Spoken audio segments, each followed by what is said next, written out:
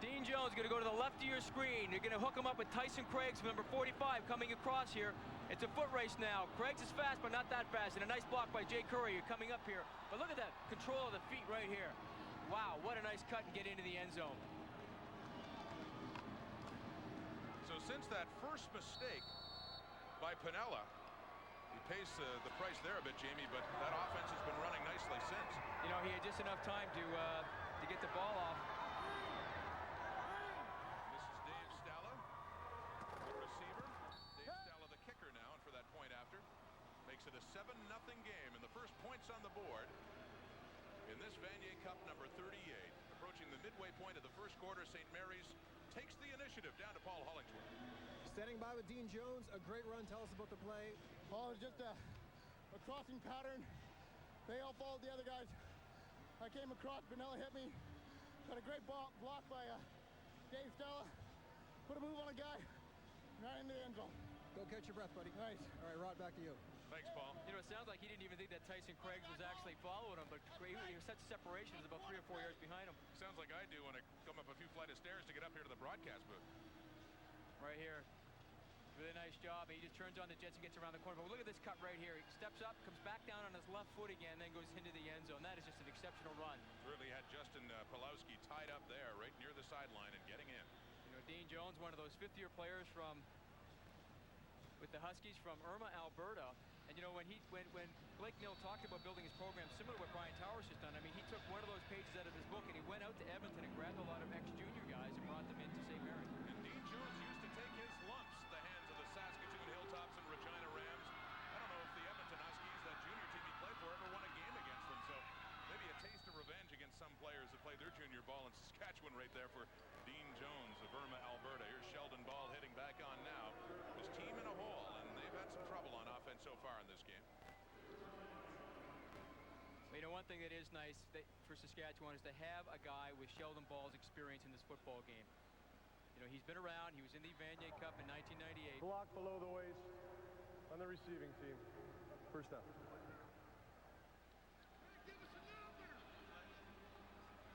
Somebody's crying for a number. They do not announce numbers in the CIS and penalties. That takes it back, that penalty, down to the 16 for U of S.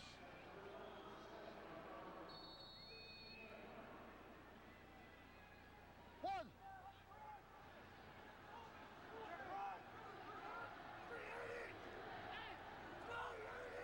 Graham Bell in motion. Taking the handoff. And a deep route down the sideline intended for Chad Rempel, who Jamie had mentioned was injured and did not play against McGill last week. First attempt for him in this game, but it falls incomplete.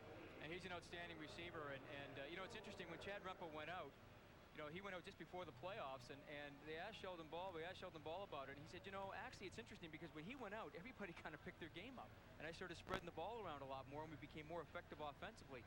He said he was always my go-to guy, and he still is, and he's a great asset. They want to have him in the football game, but he said it helped him in terms of developing their passing game throughout the playoffs. See those linemen there, Hundeby and Sutherland, they were teammates, both in their first year with U of S, and they were teammates with the Saskatoon Hilltops as well. But Rempel, the leading receiver this year for the Saskatchewan Huskies, it's 2nd and 10 now after that incompletion.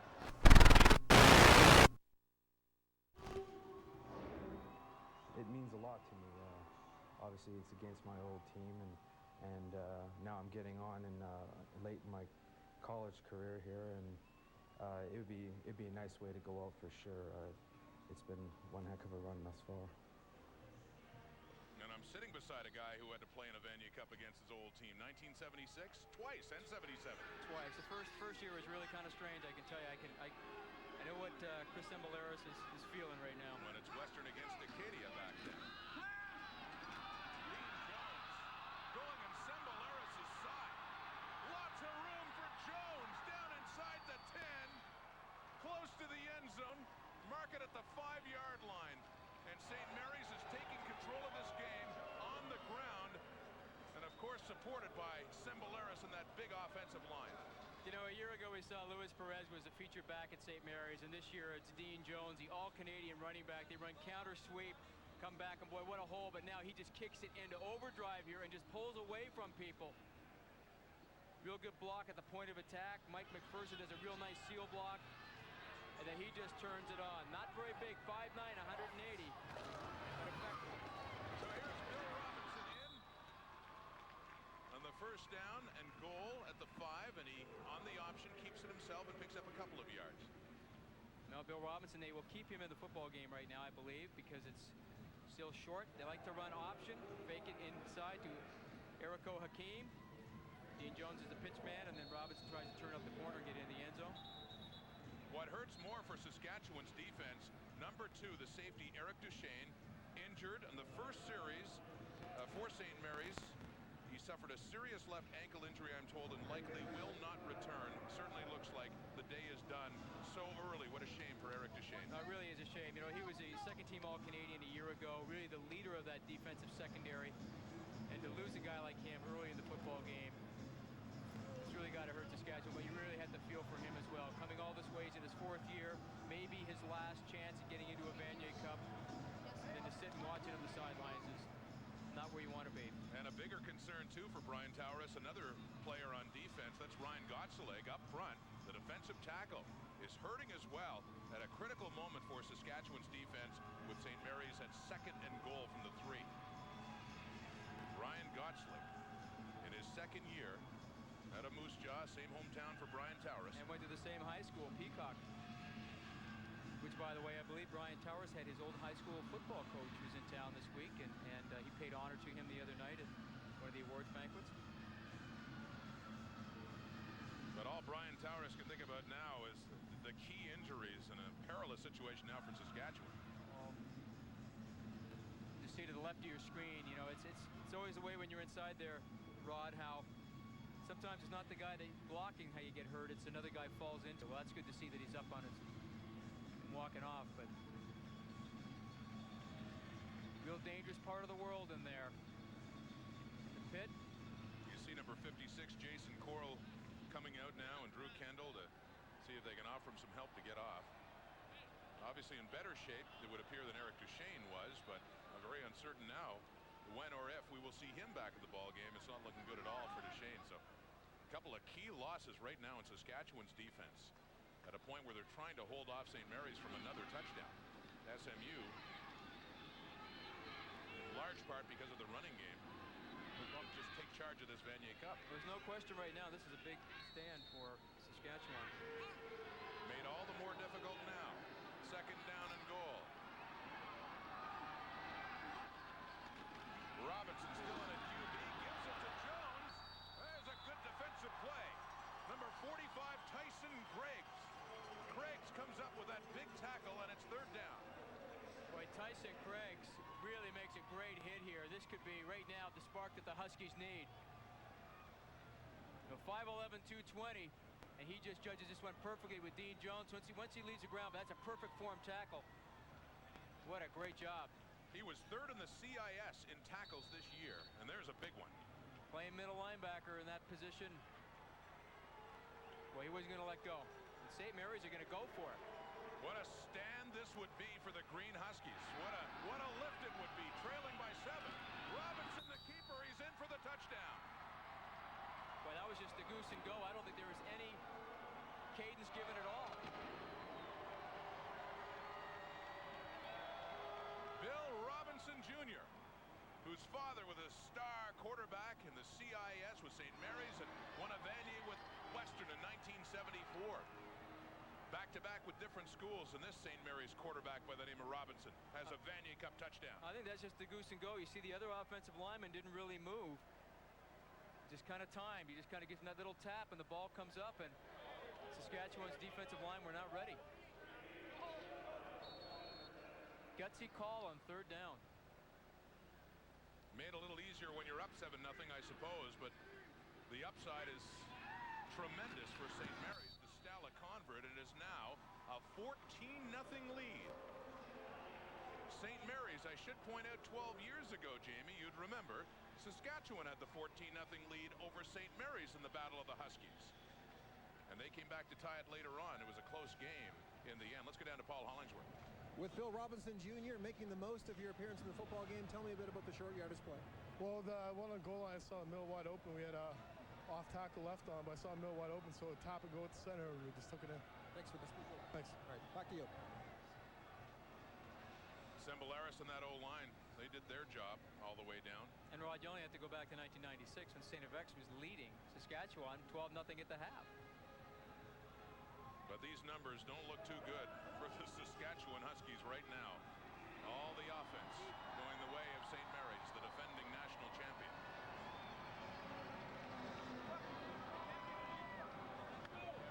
Well, there's no question there's quite a bit of pressure on Brian Towers right now.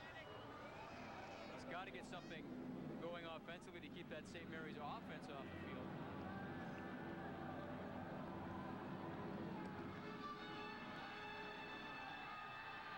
Stella the kick down to Graham Bell at his 10.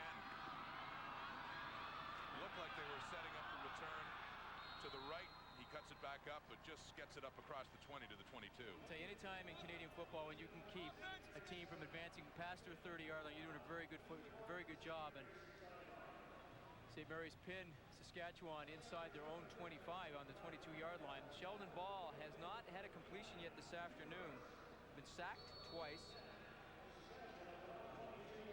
And he has had time to throw the ball, as you talked about, a couple of coverage sacks. I said St. Mary's do such a great job defensively of disguising things. Looks like they're in man and they're in zone. They'll play man underneath, zone on top.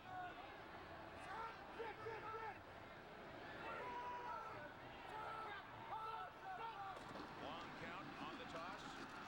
Tyler Seawack has to work for every foot he can get up around the 25.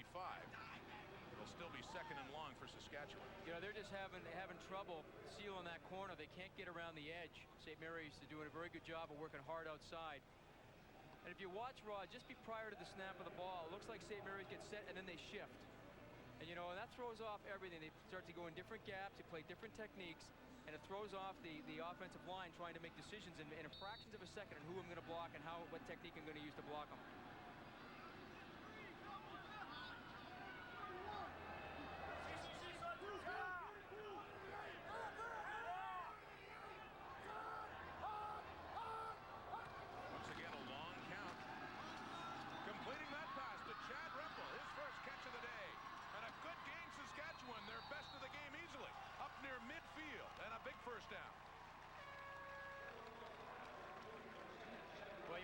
Money guy, and I'm sure they're real glad that Chad Rempel's ready for this football game.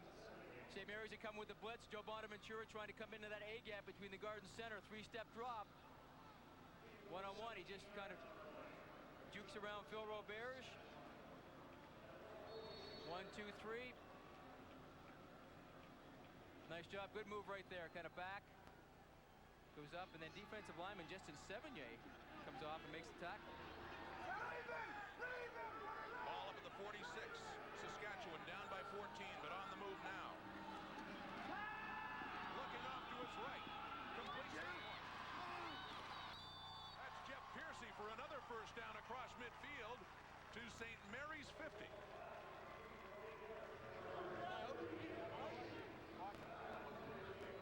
Real nice job by Sheldon Ball here again. Short drop, looking outside. He's got his running back open in the flat. Take him. And that's where experience really comes into play, I think, Rod. If you get a quarterback back there that's been around a while, you know, he's not going to try and force a lot of things. He'll take things that you give him. Because he realized this game is far from over. Still in the first quarter, 3:24 on the clock. Back coming Saskatchewan. How far? Let's see. A counter. Well executed. Near another first down on that one on the ground as they get close to the SMU 40. Well, this is impressive by Saskatchewan right now. 3 consecutive first downs. 2 in the air, 1 now running. Run the counter. Sevigny works up the field way too hard. I think he thought it was pass, and they run right underneath him. Good, tough run. David Stevenson, Tyler Seawack both had great games on the ground against McGill. Good ball control offense, 123 yards running. And a first down there at the SMU 40-yard line. Flag down that time, Seawack. A good game. Takes a stick and keeps his feet, and they keep moving. He gets inside the 25. And was St. Mary's offside? Once again, we're getting a long count from Sheldon Ball like he's trying to draw them off. I think he's doing a great job by doing that. He's going on snap count of 3, 4, 2, mixing it up, making sure that St. Mary's can't pin their ears back and just really come after them. Offside on the defense. Decline. First down. So, of course, they declined. The second straight first down on the ground for Saskatchewan. And this offense has come to life. With Tyler Seawack, he's not very tall, 5'8", 196 pounds, but take a look at the power in his legs when he gets down in here. He just lowers his shoulder right here, bang. Against Sean Mifflin, one of the top hitters in that St. Mary's football team. Inside the 25. Handing off again. Breaking a tackle. Still on his feet. Stevens. Hit hard by Roberge, but not before he gets close to first down yardage again.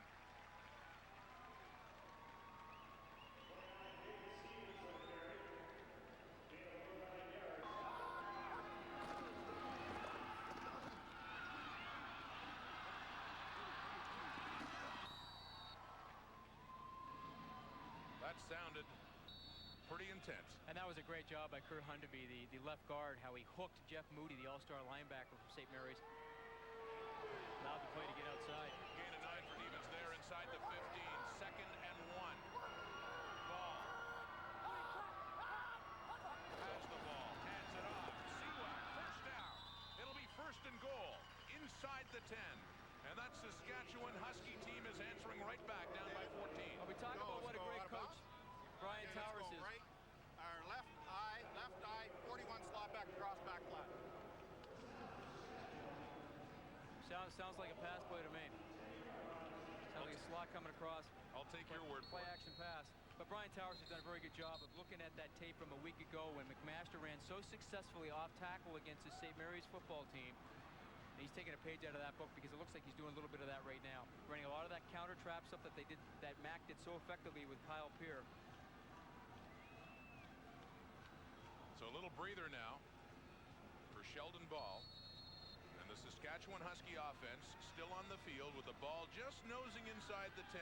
So the longest variety of 1st and goal. They need the full 10 yards to get in.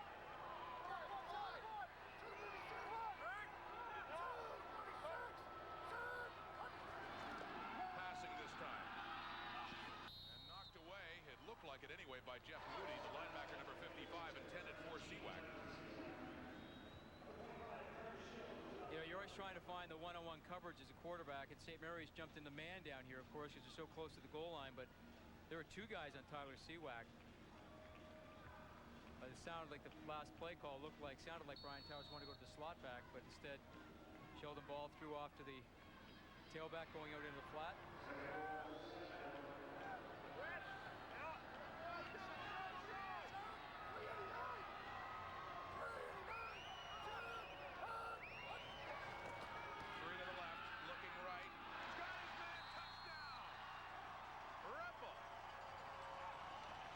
Saskatchewan Huskies are on the board.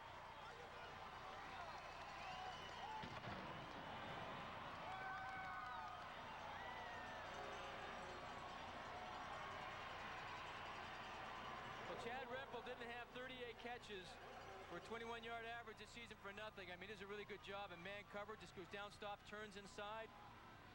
Good concentration, and nice pass by Sheldon Ball. 3-step drop. Boy, they're glad to have him back. Boy, given the injuries on their defense, being down by 14, the conversion there by Charnota, it's just what the Green Huskies needed to get back into this football game. There's the man with a touchdown. And the man who threw, Sheldon Ball. It's the Vanier Cup on TSN.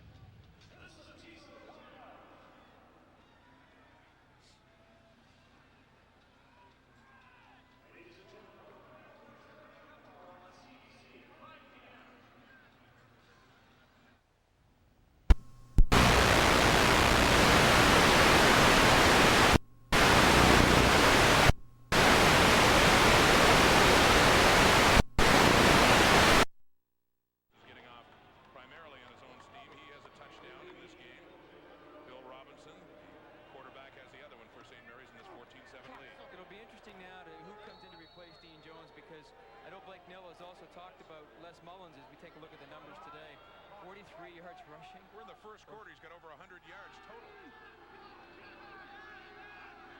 Out of the shotgun, Steve Piniella throwing off to his left for Jason Curry. He catches it. He's ruled down automatically, but that's a first down. The Sticks move for St. Mary's. We're talking about the running backs coming in.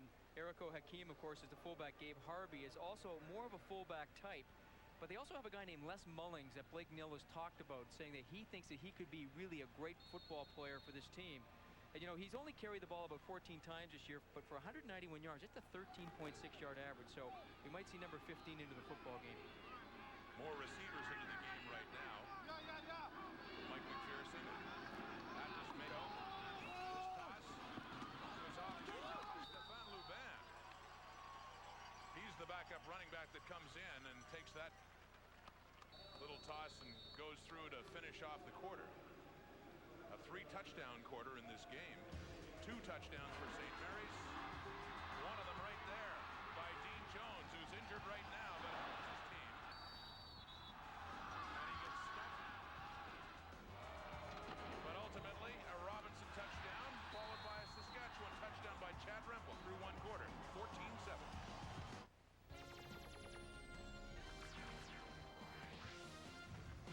This update is brought to you by Nikon. Digital photography, Nikon quality. Hi, everybody. Corey Warren here in the TSN newsroom. We'll get you back to the game in a second. But first, the CFL has called a news conference for 6 o'clock Eastern time, where it's expected that former Adidas Canada executive Tom Wright will be named the new commissioner of the CFL. Other news to tell you about: NHL matinee action. Islanders and Rangers third period, tie to 1. Lexi Yashin circling. He falls, but gets it to Brad Isbister, who goes 5-hole. The Islanders would add another and take it by a final count of 3-1. U.S. college football, number 2 Ohio State taking on number 9 Michigan. Fourth quarter, Buckeyes down 9-7. Maurice Hall takes the pitch and he gets it in from 4 yards out. That secures an undefeated season for the Buckeyes and likely a shot at a national title. That's going to do it for now. Stay tuned throughout the day. We'll have details and everything else for you. But right now, we'll get you back to more action from the Vanier Cup. What's there to celebrate about life in Canada? Celebrate ice, trees, determination. Celebrate hard work that pays off. Come celebrate a great year with us at Ford dealers from coast to coast. For a limited time, no payments for 99 days, and receive an exclusive Wayne Gretzky collectible. Listen to the one sound that can instantly transform your day into a nightmare. Avoid trouble right from the start with a Napa Power 60 battery. On special from only $69.95. Plus, get a fall tune-up and take advantage of a limited-time $10 mail-in rebate offer. Hurry in today and get a head start on winter. Napa battery and fall tune-up offers available at these participating installers. 1 quarter's in the books here in the 38th Vanier Cup. It is St. Mary's leading their fellow Huskies from Saskatchewan 14-7 through 15 minutes. Looking at Steve Piniella. And you see how they work that offense with Piniella and Bill Robinson, and the numbers through one. With all St. Mary's initially, but then with that nice 88-yard drive by Saskatchewan to give them that 7 points, they're racking this ball game. Getting 2nd and 9, St. Mary's. Curry with the ball.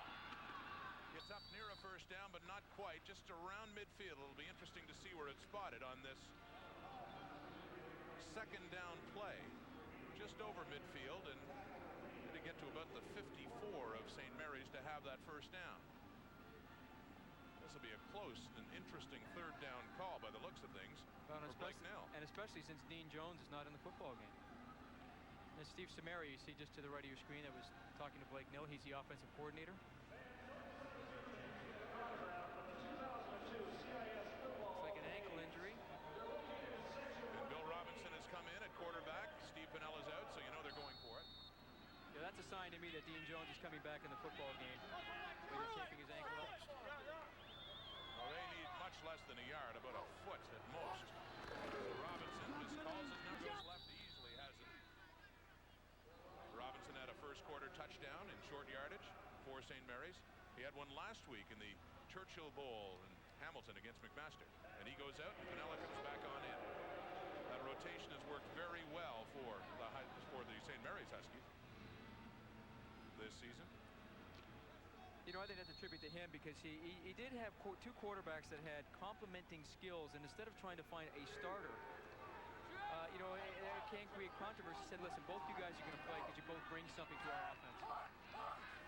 First down now, Pinella in, handing off.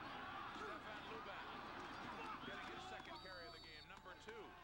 So he's carrying the ball with Dean Jones on the sideline, and he gets about 5 yards.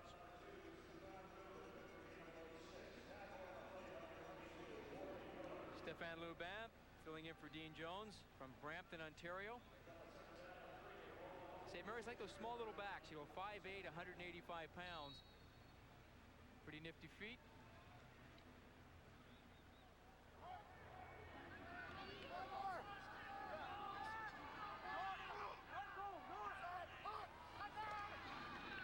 Handing off to Luban again. Lost yardage this time. Flag comes down late as well.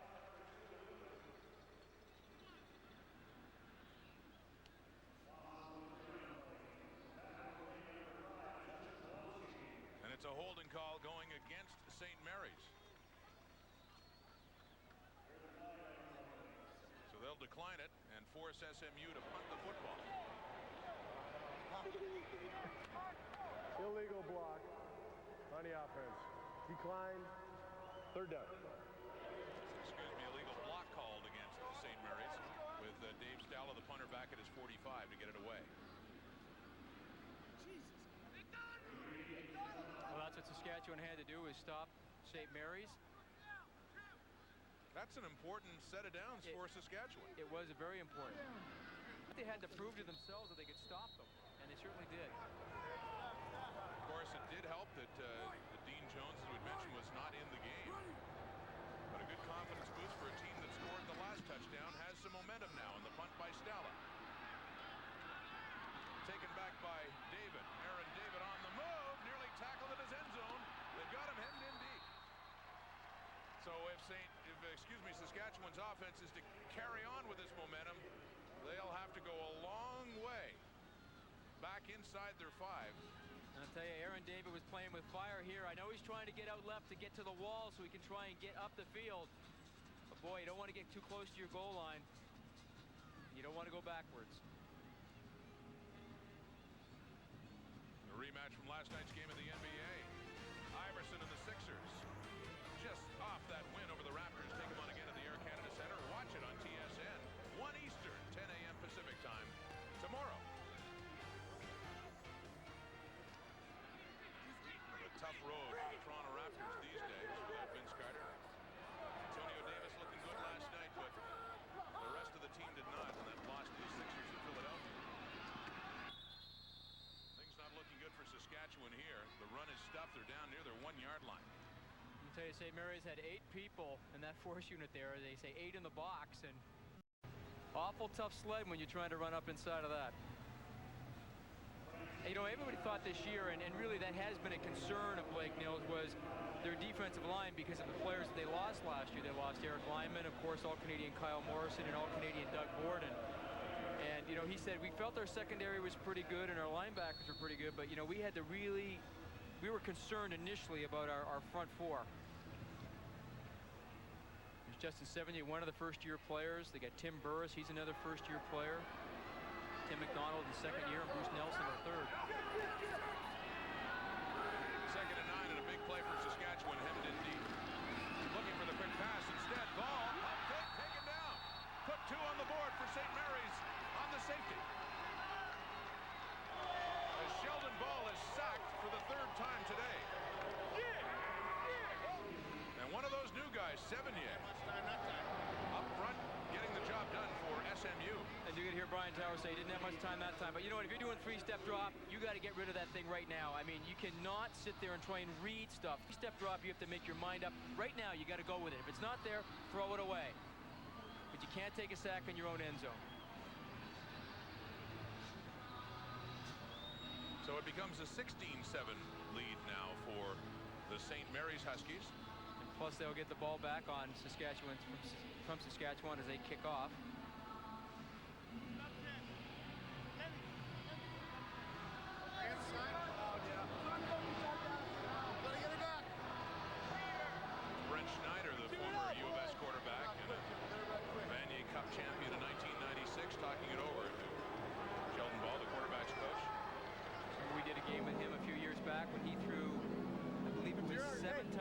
passes in a game against University of British Columbia. Wasn't it 8? I think it was 8. You're right. I think it was 7 in the first half. Of course, he won the MVP, the Ted Morris Trophy of the Vanier. Brent Schneider did. That one goes out of bounds. So,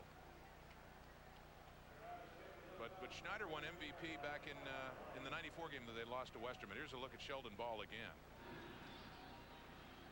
Didn't have a lot of time. No, and they were bringing the house. I mean, you had Joe Bonaventura, the middle linebacker, in there, and Burris is in there. But it's tough when you're taking a 3-step. I mean, you really do have to know where you're going with the ball prior to the snap. You can't come off of it.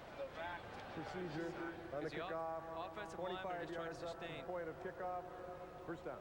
For a very short period of time, the initial onslaught of the defensive line, and they're not in a pass protection technique. You just got to jam that up. If they're going to bring that in, there's going to be someone else. But that's the key, is finding the guy who is open. He said if you're going to bring that many, someone's going to be open. But that's the thing. St. Mary's is betting they're going to get to the quarterback before the quarterback can find out who is open. Not a lot of time to find that open man. Here it is, first down. Dean Jones back in the game, doing what he does best. Jones on the run. But he's finally hauled down by Pulowski, and not before he gets inside the Saskatchewan 40. So another big gain on the ground for SMU. I tell you, when he's running full speed, it looks like a lot of other people are going in slow motion. I mean, he is so quick and fast. And, you know, all good running backs, when they get up to the corner, you know, he just uses that stiff arm and he gets up. Just a real nice run by Dean Jones. Really good block right there. On the edge. First down, Vanilla. Passing. Wide open man! No! Thrown in behind the intended receiver, Paul Fleming. Would have been a great catch had he hung on. It was in behind him, but he was in the clear, Jamie. Right down the seam in between the safety and the corner. Pinella's under a lot of pressure here. Somebody right in his face. But those are the kind of catches he usually comes up with and St. Mary's usually make. He's saying, hey, I stood in there, I took the rush, and now you got to catch those. Steve Pinella, another one of those Brampton players in the St. Mary's team. Got a shotgun now in second down. Under pressure now, and they have it. Taken down, Matt Lammerding.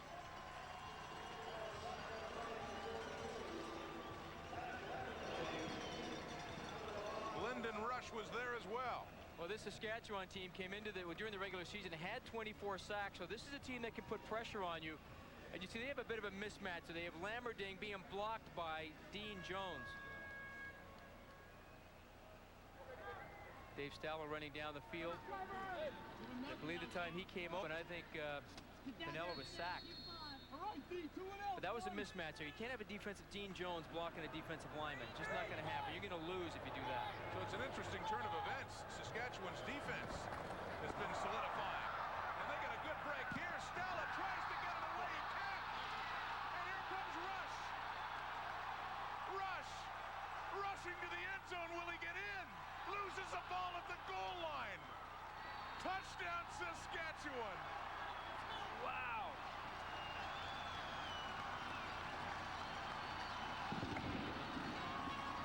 You will not see a more bizarre play than that. On what's supposed to be a routine punt for St. Mary's turns into a Saskatchewan touchdown. A convert shy of tying this Vanier Cup.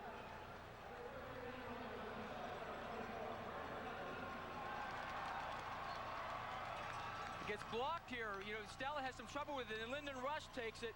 Stella gets back up, and he does a great job here with his left hand as he punches it out just before he goes across. That's a fumble. The ball had gone out of bounds. It would have been a safety. And it's Lambden. Number 24, Brett Lambden, who gets the touchdown for U of S. And I'll tell you what, a heads-up play by Lambden to make sure that he was not out of bounds when he got the football. Brett Charnota with the convert.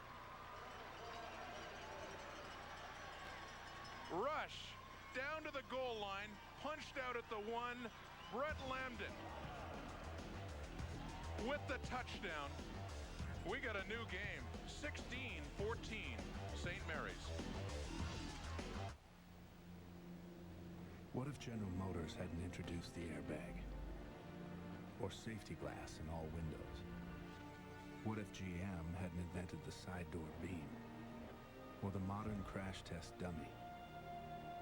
What if GM hadn't invented today's concrete highway divider?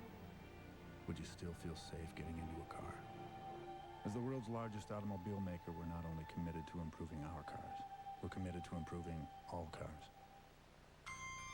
It's become a holiday tradition. Swiss Chalet's Festive Special.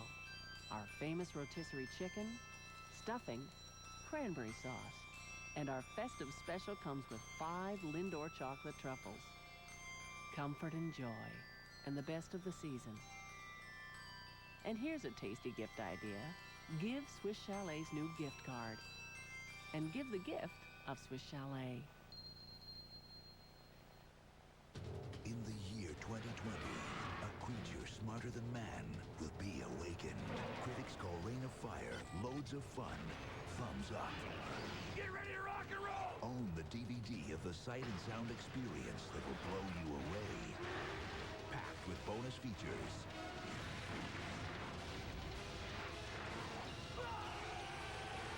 Reign of Fire.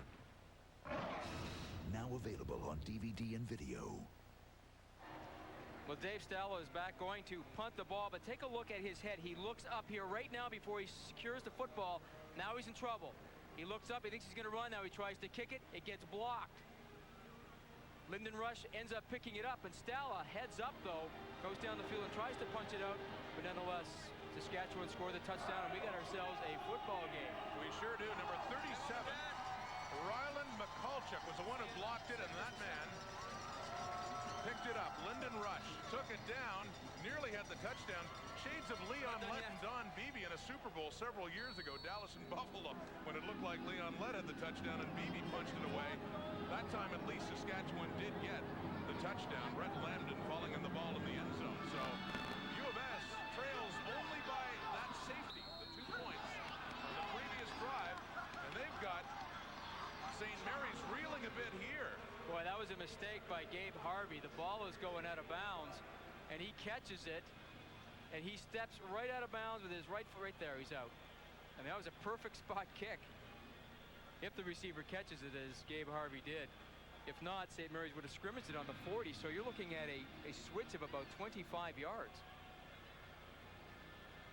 Down to Saskatchewan sideline, Kevin Waugh. Kevin? Well, what a play. Ryland McCulchuk blocked it. Rush picked it up. You finished it off, big guy. I was happy to be in the right split at the right time, I guess. Your first career touchdown. That's right. Were you aware of the play? Were you aware that the ball was fumbled? Yeah, I saw him knock it out. Just lucky to jump on it. Stay in bounds. All right, there you go. Brett Lambden. And more from Rush back on there. Thank you, Kevin. That Saskatchewan defense is fired up. On the last 2 St. Mary's possessions, they've forced SMU to punt the ball away. You can really feel the momentum swings here in this game after a great start by the St. Mary's Huskies. You feel the confidence level. Dave Stalo takes his left hand and punches the ball out.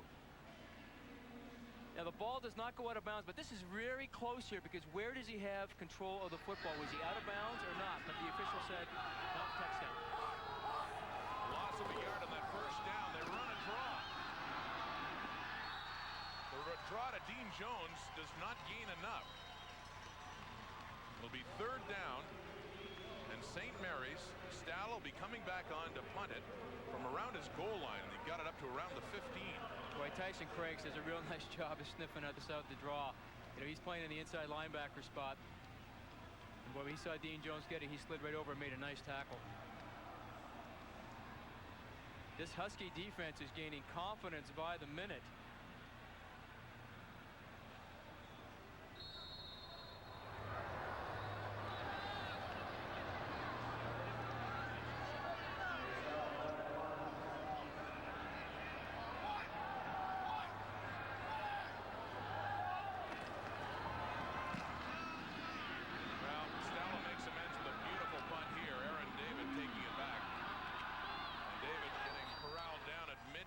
But good field position for Sheldon Ball to go to work with that Saskatchewan offense.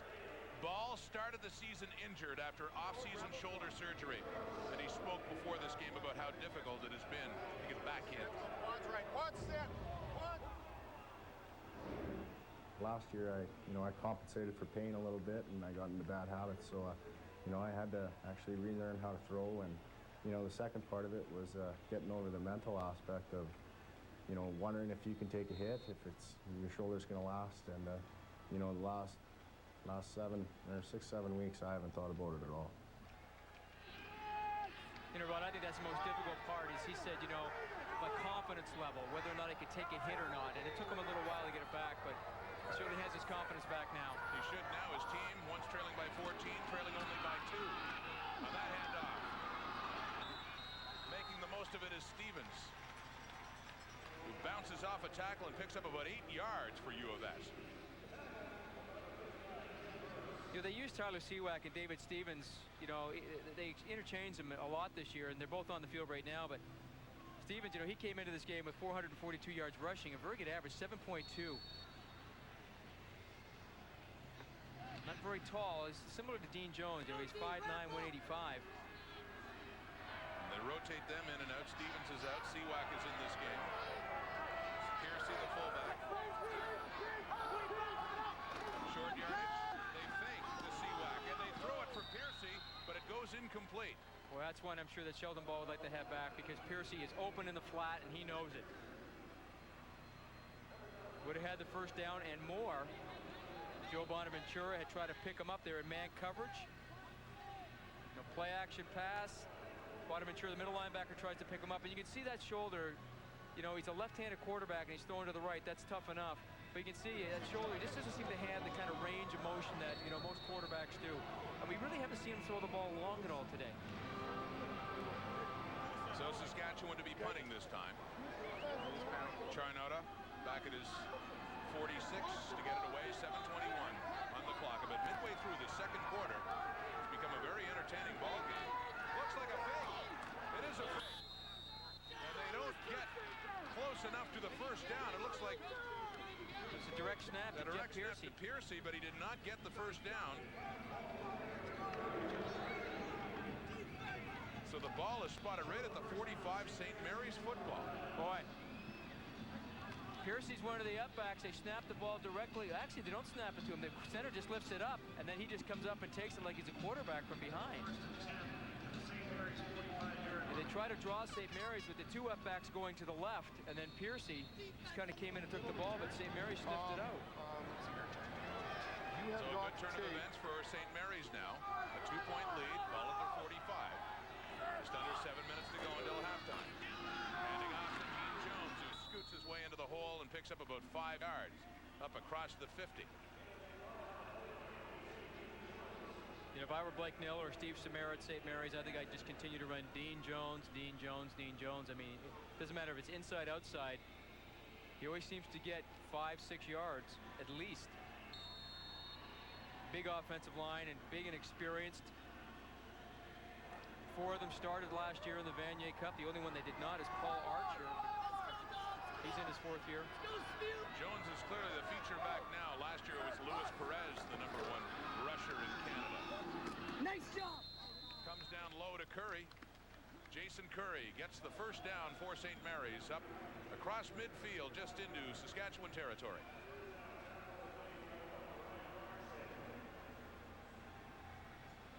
Quickly 3-step drop, but he knows where he's going with this football right away. He's just kind of looking a guy off so that Curry can get open. Nice job by Curry to get his hands underneath, keep this drive alive for St. Mary's. Spotted at the 54. Sask.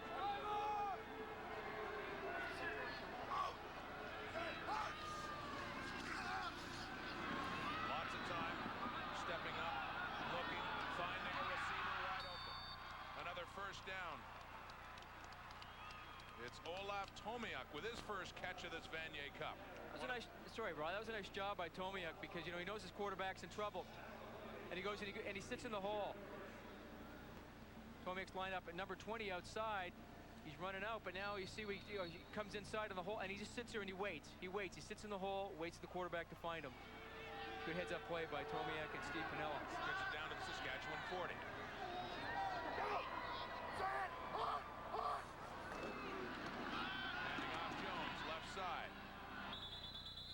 Gets about 3.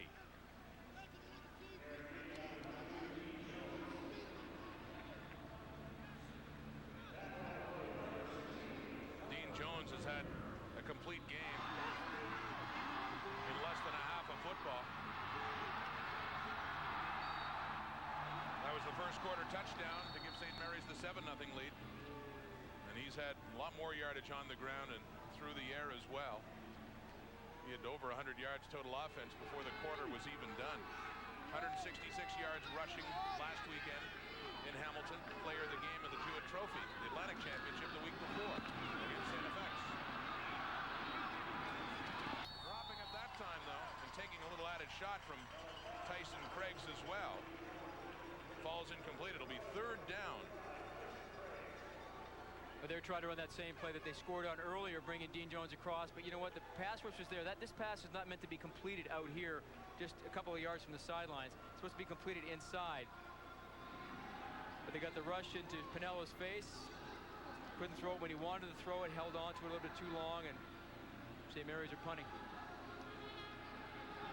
What would have been about a 45-yard field goal try. Dave Stalla's longest field goal during the regular season was 35.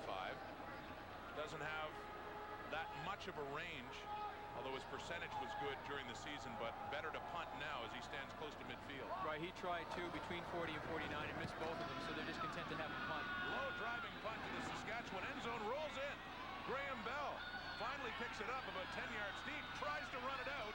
All he has to do is get it out, and they get a position at the 20-yard line. That's correct, and I think what Dave Stalla was trying to do was kick it so it would go out of bounds inside the 1, because he knows once it goes in the end zone and he comes back out, the ball will go to the 20.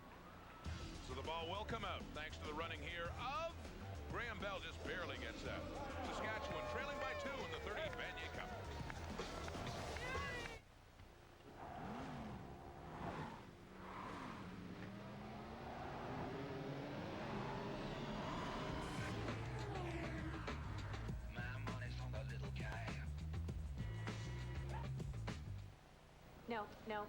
No, I gotta call you back. Hello, Judith speaking. Ring-a-ding-ding, Judy. Vegas here. Las Vegas? How did you get this number? Never mind that, Toots. What do you say you and me go hit the strip again tonight, huh? I can't. I have to finish these employee evaluations. Hey, baby, you can keep working, or you can start living. It's your choice. But that'd be really wild. Now there's the crazy dame I know. Hi, Norm Abram here with tips for using Little Tyke's Discover Sounds Workshop. With any quality workstation, it's a good idea to make as many silly noises as possible. I recommend the little green hammer. And safety is a must, so always wear your goggles and hard hat. If the job gets too big, don't hesitate to call your contractor. Little Tyke's for the way kids really play. Discover Sounds Workshop comes with all the fun you see here. Batteries not included. Some adult assembly required. From Academy Award winners James Cameron and Steven Soderbergh. How did you get here? Experience the most provocative love story of the year. George Clooney. I can't leave her. Solaris. Wednesday, only in theaters.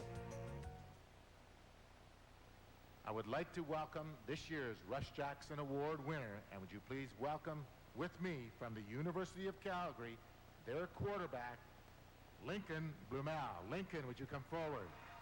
A great student athlete. That was the scene yesterday. Lincoln Blumel is here today. He's standing by with Paul Hollingsworth. Paul? Well, I guess the first question has to be your thoughts on winning such a prestigious award. Oh, I'm truly honored. When I think of all the great people that won in the past, and just to have my name associated with Russ Jackson is a real honor, and just happy they selected me this year. How do you do it? Excellence on the football field, in the classroom, working in the community as a scoutmaster as well. A pretty balanced but busy lifestyle. Oh, definitely. It's really stressful at times, but you know, it's really rewarding. Not only playing football, but doing well in school and really working in the community. I feel like I have a debt to pay back with so many people that have helped me along in my career.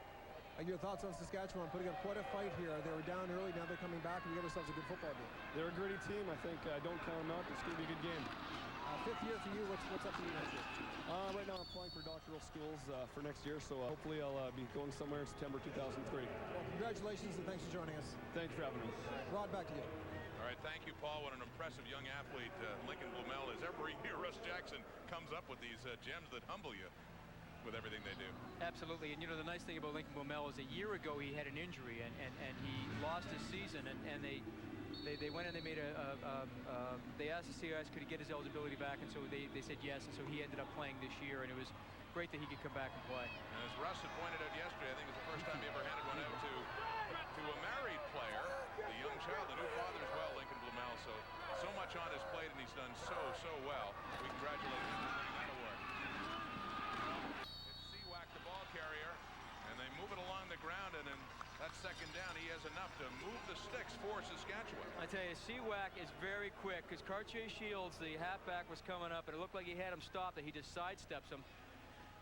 Seal the corner here, but right here, nice cut back inside. You see Cartier Shields goes right by him. I mean, that's real good vision, seeing that coming and stepping away from it, getting the first down. Gets the ball up near the 32 for U of S. Saskatchewan had trailed at one point 14-0 as they whistle in the 3-minute warning now until halftime, 2:57 on the clock.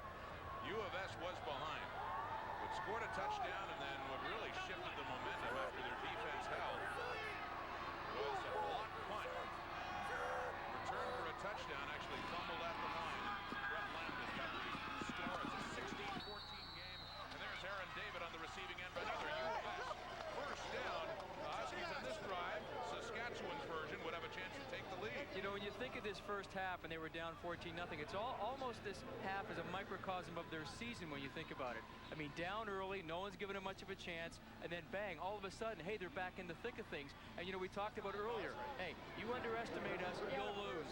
And, you know, I think St. Mary's maybe the very beginning, after they scored those two quick ones, you're thinking, you know what, we might have our second Vanier Cup in a row, and it's way too early to be thinking that. And that's a good point, but given the respect that Blake Nill has for Brian Towers, you can't imagine from his point of view that could happen. Might be with the players, but you know, Blake Nill knows what Brian Towers is all about.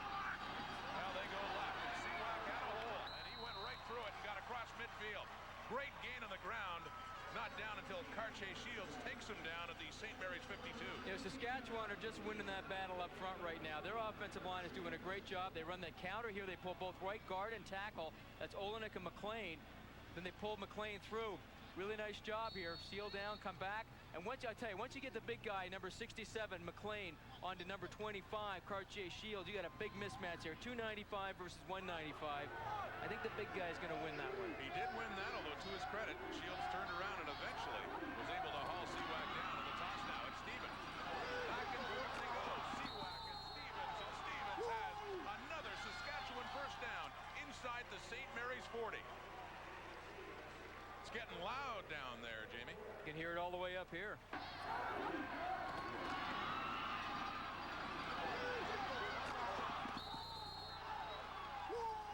Real nice job at David Stevens, too, to switch the ball. You see at the end there, he switched it, put it in his left hand when he's running left. But, you know, one thing I must say, too, is that Chad Rempel, you know, you take a look at a wide receiver and they want to go down and catch a lot of passes. But, you know, sometimes you don't see them. He is doing a great job of blocking. Another first down, Saskatchewan. Down only by 2. Dumping it off. Piercy. Close to another first down. I believe he's had it. Inside, we're down to the 31, so very close to it. It'll be about 2nd and 1, even less than, where he goes out of bounds. You know, this play-action pass is really starting to be effective for Saskatchewan. It's really starting to hold those linebackers. And they see Joe Bonaventura's got him on man coverage. Got Jeff Piercy in man coverage, but, you know, he sees the run coming. It freezes him just for a second, and then Piercy can get outside into the flat. It is 2nd down, less than 1. Around field goal range now. Range of taking the lead for the first time in this Vanier Cup, Saskatchewan football. And on that 2nd down, it is Stevens. First down easily to the 26. The drive continues. 1:58 on the clock until halftime. And oh, what it would do for Saskatchewan to head to the locker room with a lead. The way this game started for them. You know, I think Brian Towers has to be very happy at how physically now they are starting to assert themselves. Take a look at the rushing yards. It was initially all St. Mary's, but now Saskatchewan only 12 yards away. Split hammer! Split hammer!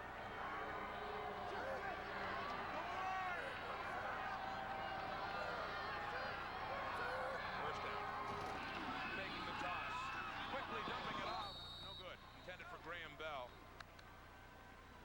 coverage there from Jeff Moody.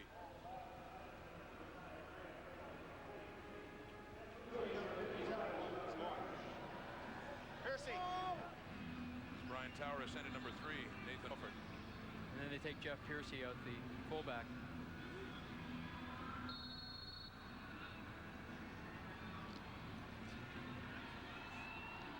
Brian Towers remarked to us that, you know, it hasn't been pretty for us the way we've been winning. And, you know, that stat of Sheldon Ball 5 of 11, it might not look pretty, but, you know, it certainly is effective. Timeout called by Sheldon Ball.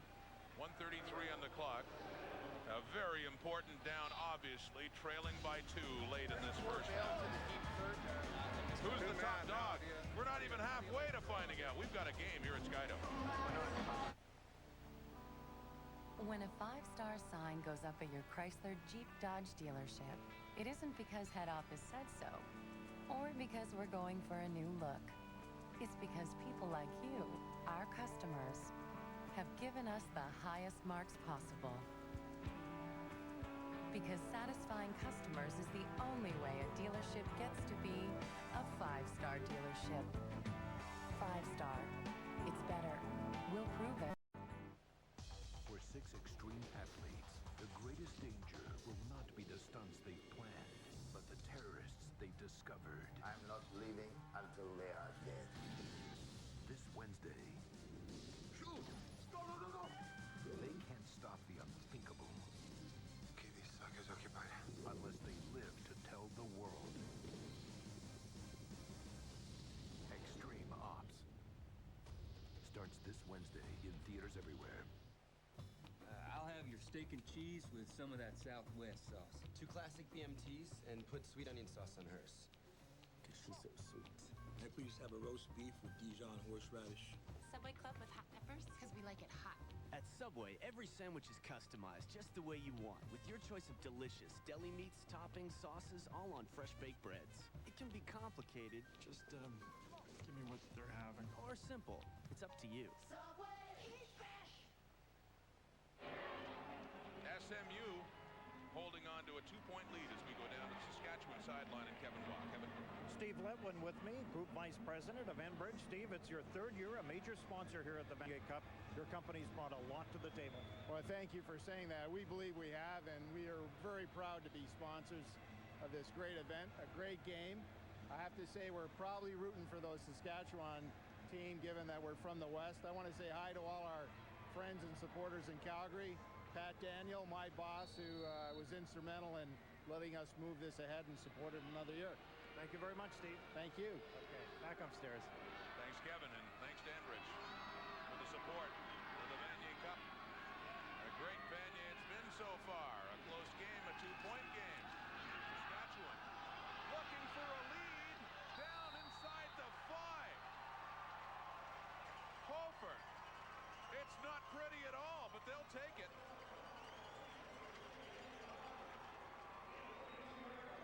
Sheldon Ball is on the ground. Boy, this takes tremendous courage for Sheldon Ball to stand in here. He knows he's got the blitz coming right up the middle. Seawack picks it up, but he gets hammered. Hangs the ball out here. We talked about his arm. And Watson almost knocks it away. But it just drops in between all the defenders. Sheldon Ball getting rid of it, and then he pays for it. It's interesting how when a quarterback, you know, even though he's down, looks like he's hurt, you're still looking to see whether the pass is completed or not. It's always easier to get up, I assume, when the receiver catches it, as Nathan Hopper did this time. Another timeout is called. St. Mary's in a critical situation late in the half. Nathan Hofford on the catch inside the 5 as Sean Mifflin comes to talk it over with Blake Nill. All your news, your scores, your highlights, you know where to get it. Sports Center on TSN, the next edition. 10 o'clock with Jay Onright and David Amber. 10 Eastern, 7 Pacific time. Of course, you'll be hearing from Edmonton as well, and our crew there getting set for the Grey Cup tomorrow. We'll have more analysis coming up. So we got to go 39 pitch. Sports Center tonight. And then we'll go slot back, cross back, flat, I think. And eye. It's eye to eye. If we don't get it, why? What's the difference, Mike? Yeah. Or front side stuff. Well, I know what he's saying. No, let's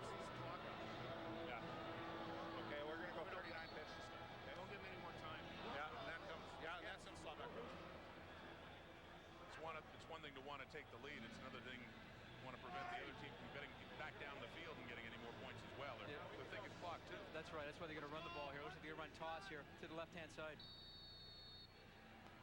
If you look standing right beside Brian Towers, there was Greg Snyder,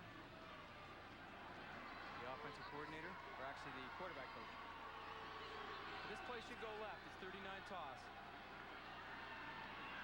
You heard the call on the first and goal. Saskatchewan, 1:07 on the clock. Goes right. The toss.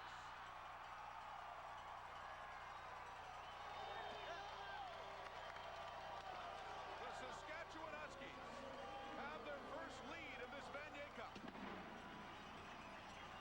Well, we had the toss part right, but it went right instead of left, and David Stevens takes it in for 6 points. Doing a great job of sealing that corner. Toss out here. Good block by Tyler Seawack at the point of attack. David Stevens with the Saskatchewan touchdown. Jornada with the convert. And 1:01 shows on the clock. So much for killing time, but who cares? If you're a Saskatchewan fan, they got in the end zone. And once down 14-0, U of S leads St. Mary's 21-16. Another look, a good job by Tyler Seawack playing fullback in that play. Enables David Stevens to get in.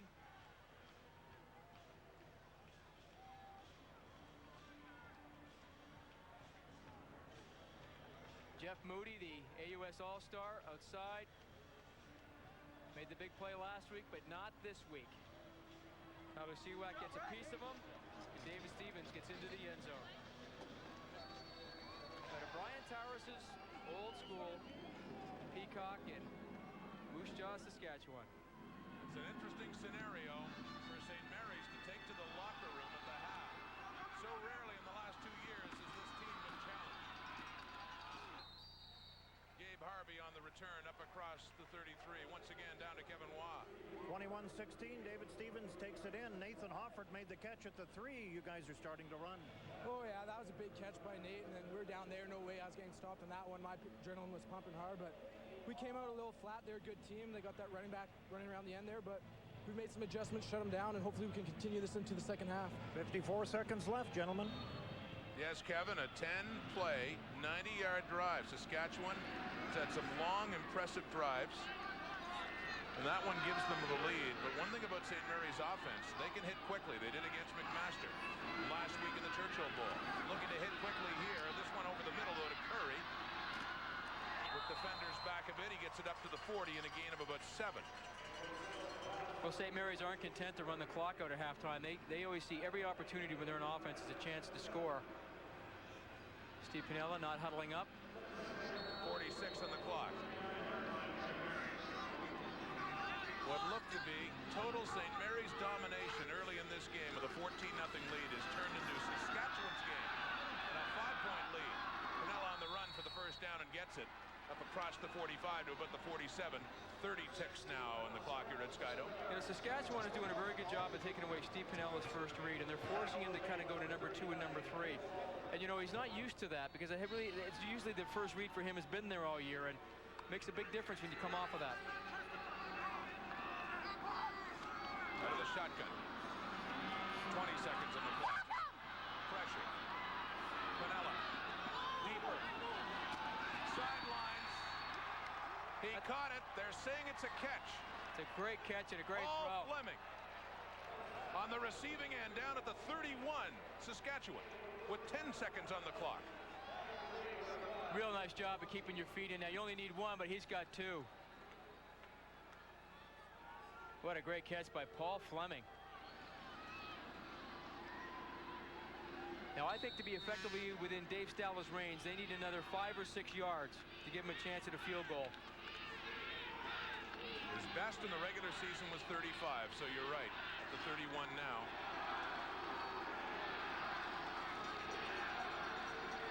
But before thinking about that, either looking for the 7 yards or looking for the end zone. They want the end zone, and they have it.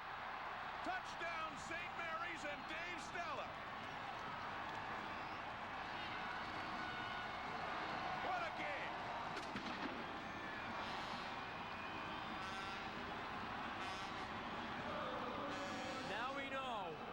Saskatchewan was concerned about the time, but there was a minute left on the clock. Brian Towers knows this. St. Mary's team can score instantly. Real nice job by Pinella. Puts the ball up right into the seam, and then Dave Stala. Fleming inside. Stala runs straight down the seam. Wow. Steve Pinella is a bit excited. He's got a right to be. That was it. Very well executed. 2-minute drill. They had to strike quickly. Boy, did they ever. The convert from Stala, who scored the touchdown. 4 seconds on the clock, and the lead has changed hands again. St. Mary's has it back. 23-21. See this, cover this. The final score in the Huskies Vanier in 1990 was 24-21 for Saskatchewan. That was one of the all-time great games. And I should point out in that game, it was Saskatchewan that took the 14-0 lead. St. Mary's came back to tie it. And ultimately, it was Saskatchewan hanging on in that game. Chris Flynn's last for St. Mary's, breaking their hearts. But it's interesting, you know, we did St. Mary's a week ago in the Churchill Bowl, and we always felt that, you know, how this team responds when it's threatened. And, you know, we saw them last week when they were threatened. Bang, they scored in about a minute, went right down the field and scored and took the lead from that point on. And now Blake Neal's team feels threatened again, and they come right back and score. I mean, really a testament to how much they believe in themselves.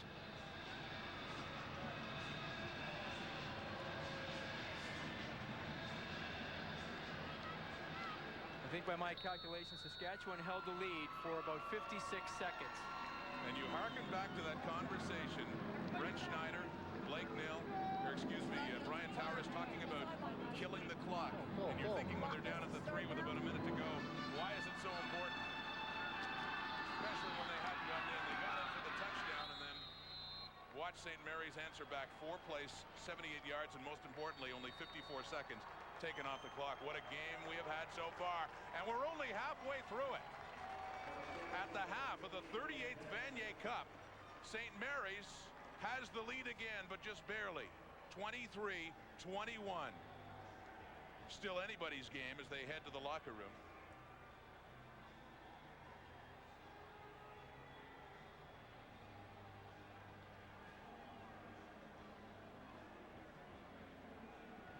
Now let's go down to Paul Hollingsworth at the St. Mary's sideline with Blake Neal. Paul? Coach Neal, we got ourselves a football game here. Entertaining first half. Yeah, just like we thought. You know, we knew it was going to be a tight ball game. It's too bad we gave up that one on special teams, but you know, our offense came back, bailed the team out, and it's good to be going into with the lead. You said this week, any team coached by Coach Towers is a tough team to beat after a 14-0 lead. Of course, they've proven out here. This is a very close football game. Oh, for sure. You know, he's the class of the league, and we're going to have our work cut out for us. Hopefully, we can eliminate the mistakes we've had in the second half and figure out how to stop that outside attack they're running on us. Thanks, Coach. Thanks, Paul. Back to you, Rod.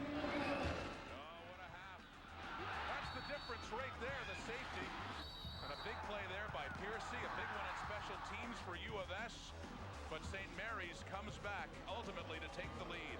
At the half of the Vanier Cup, SMU leads it 23-21.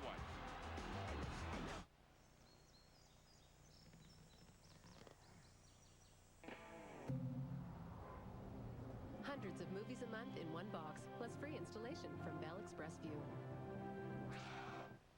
I thought dating again would be tough. He's cute. Is he younger than me? Just for Men hair color. The Rejuvenator gets rid of gray hair in 5 easy minutes for a younger, natural look. Would you like to come in? Just for men.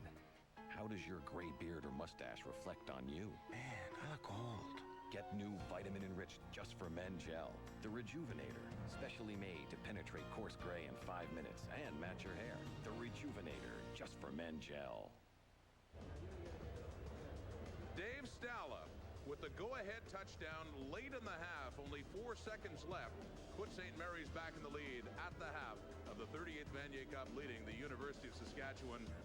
Huskies versus Huskies, and it's coming as advertised between two great programs at the half here at Skydome. Well, the one they all want is the Vanier Cup, but as part of Vanier Cup week, there are many other honors to go around. Individual player honors, the All-Canadians, and all those other awards that were handed out a couple of nights ago. Have a look. The Liberty Grand Entertainment Complex was the site for the 2002 Enbridge All-Canadian Awards dinner on Thursday night. The Peter Gorman Trophy, recognizing the nation's top rookie, was awarded to wide receiver Andy Fantuz from the University of Western Ontario.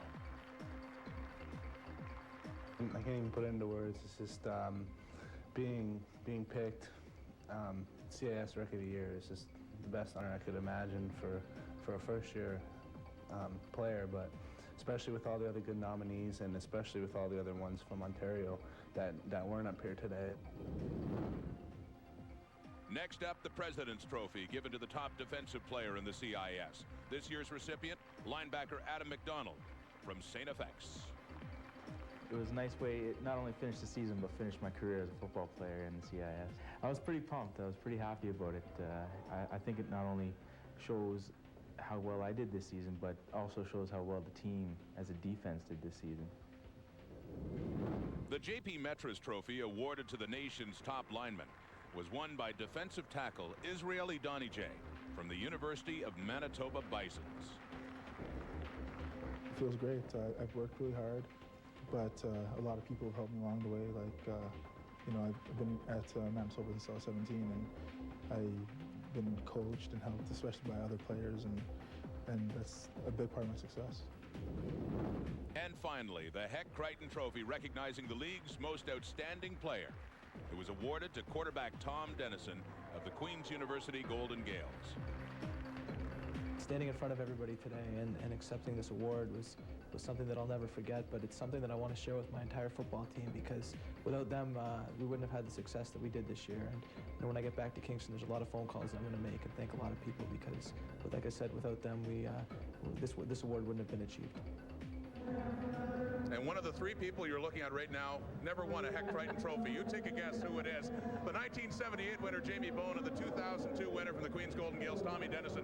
Congratulations. Just to think about what you have done, passing Dan Faraday and also Greg Vavra of Calgary for 3,000 yards. You must be so proud of that accomplishment this year. Yeah, those were terrific passers themselves, and I think the big thing this year is we had a great team effort, and I credit our football team with a lot of what we accomplished this year in terms of passing yardage.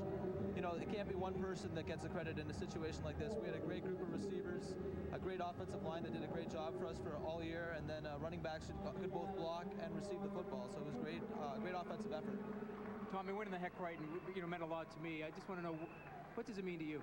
Well, it's one of those things that I think it's important for me as an individual, and just take that step to the next level as a good football player. But I really want to share this award with our football team, because what their effort, both offensively, defensively, and on special teams, meant a whole lot to our football team, and I really want to make this award a team award this year.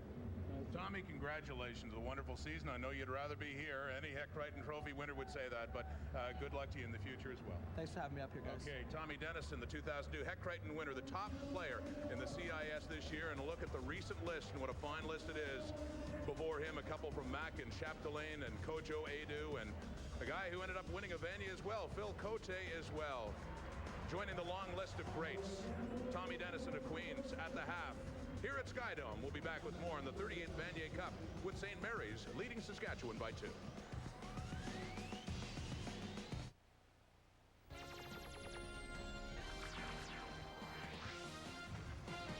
This update is brought to you by Seiko.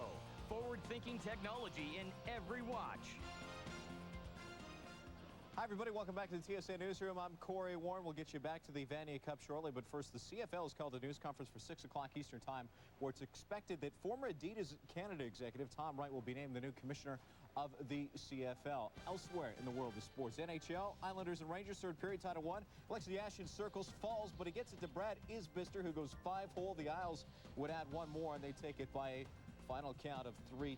Staying with the NHL, 12 games on tap tonight, including the Flyers and Maple Leafs, where Ed Belfour will go head-to-head for the first time against his former coach, Ken Hitchcock. Elsewhere, U.S. college football, second-ranked Ohio State finished their season undefeated with a 14-9 win over Michigan. They will likely secure a trip to the national title game. More from the Vanier after this. Recently, at Hamilton Beach, Dr. Ted Berdiak wanted a better way to fight odors. Unsatisfied with air fresheners that only mask odors, the doctor had a breakthrough and created True Air. Day and night, it fought the worst area odors. Tobacco, cat litter, even stinky kitchen. Was True Air's revolutionary odor cleaning system. Why was the doctor so obsessed? We may never know. New True Air from Hamilton Beach. Inhales odors so you don't have to.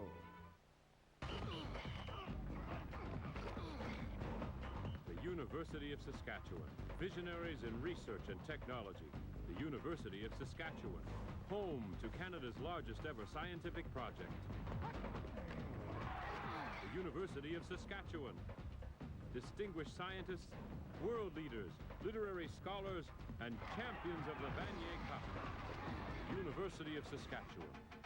Our people, our strengths.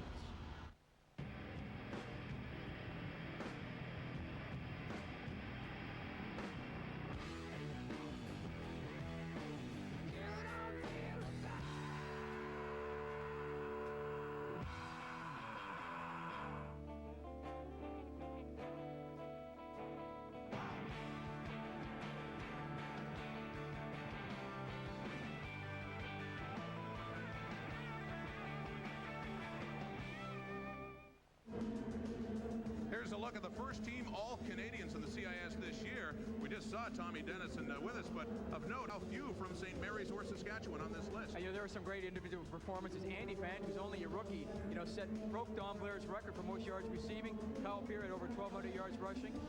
See Dean Jones there from St. Mary's, the only one in this game today on that list. But Francois Boulian, another great year with Laval. And Jamie Bourne, we saw him last year at the Vanier Cup with Manitoba. Right, really an exceptional motion and defensive side of the ball. Israel O'Donoghue, we saw him for the first time last year as well on the Vanier Cup. And boy, what a player he is. He was also the President's Trophy winner as well. Yeah, Adam McDonald, a major award winner too. Ray Marius, boy, McMaster missed him last week defensively against St. Mary's in the Churchill Bowl. And a real dynamite player, Richard Carey from St. Vex, cornerback, did everything for them. Punt returns, played corner. I mean, he was an exceptional football player.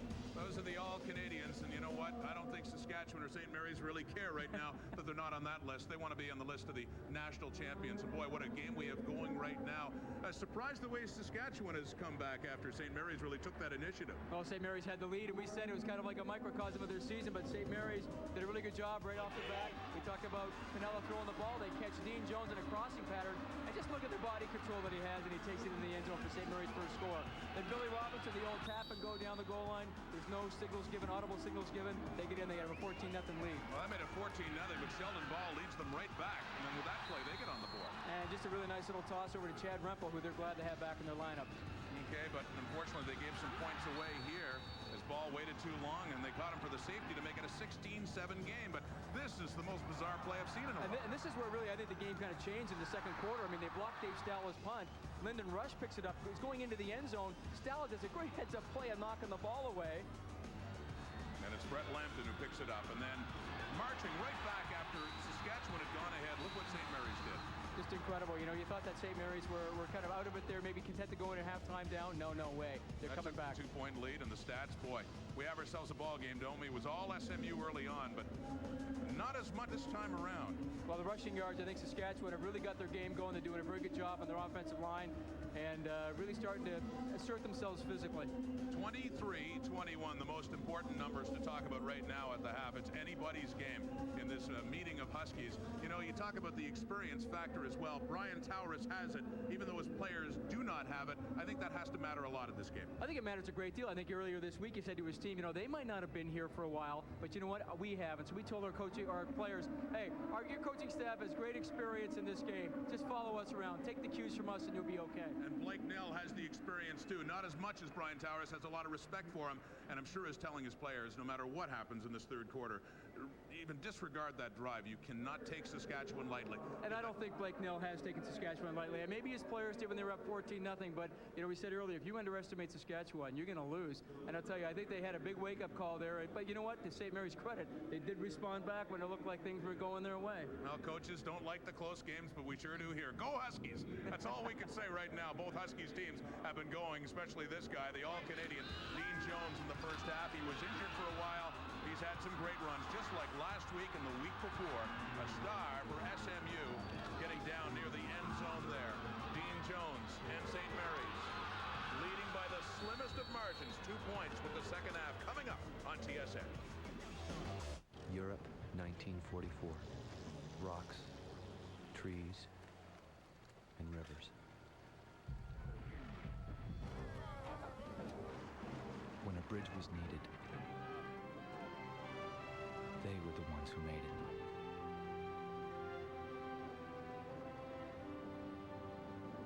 Some people said they were paving a road to victory.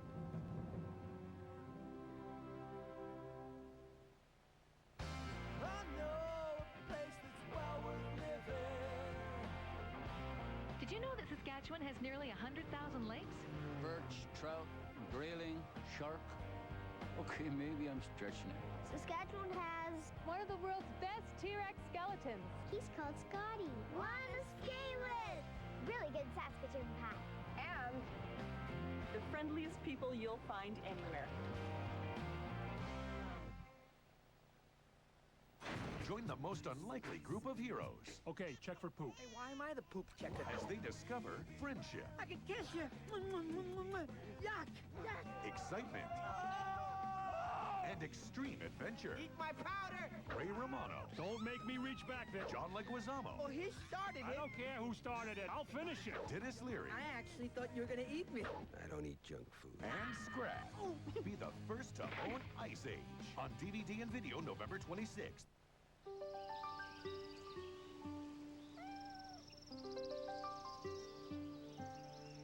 It's Wood Pro bonus time at a steel dealer near you. Steel, built to last, priced to sell. So what'd this one do? Let's just say it's what it didn't do. Capiche? Inefficient business machines? Discover Brother Work Group Solutions and put the hit on inefficiency. You gonna eat that?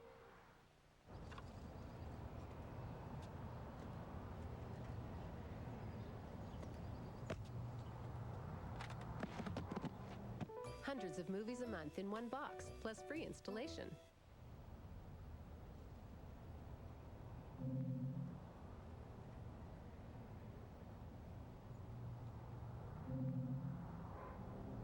Hundreds of movies a month in one box, plus free installation from Bell Express View.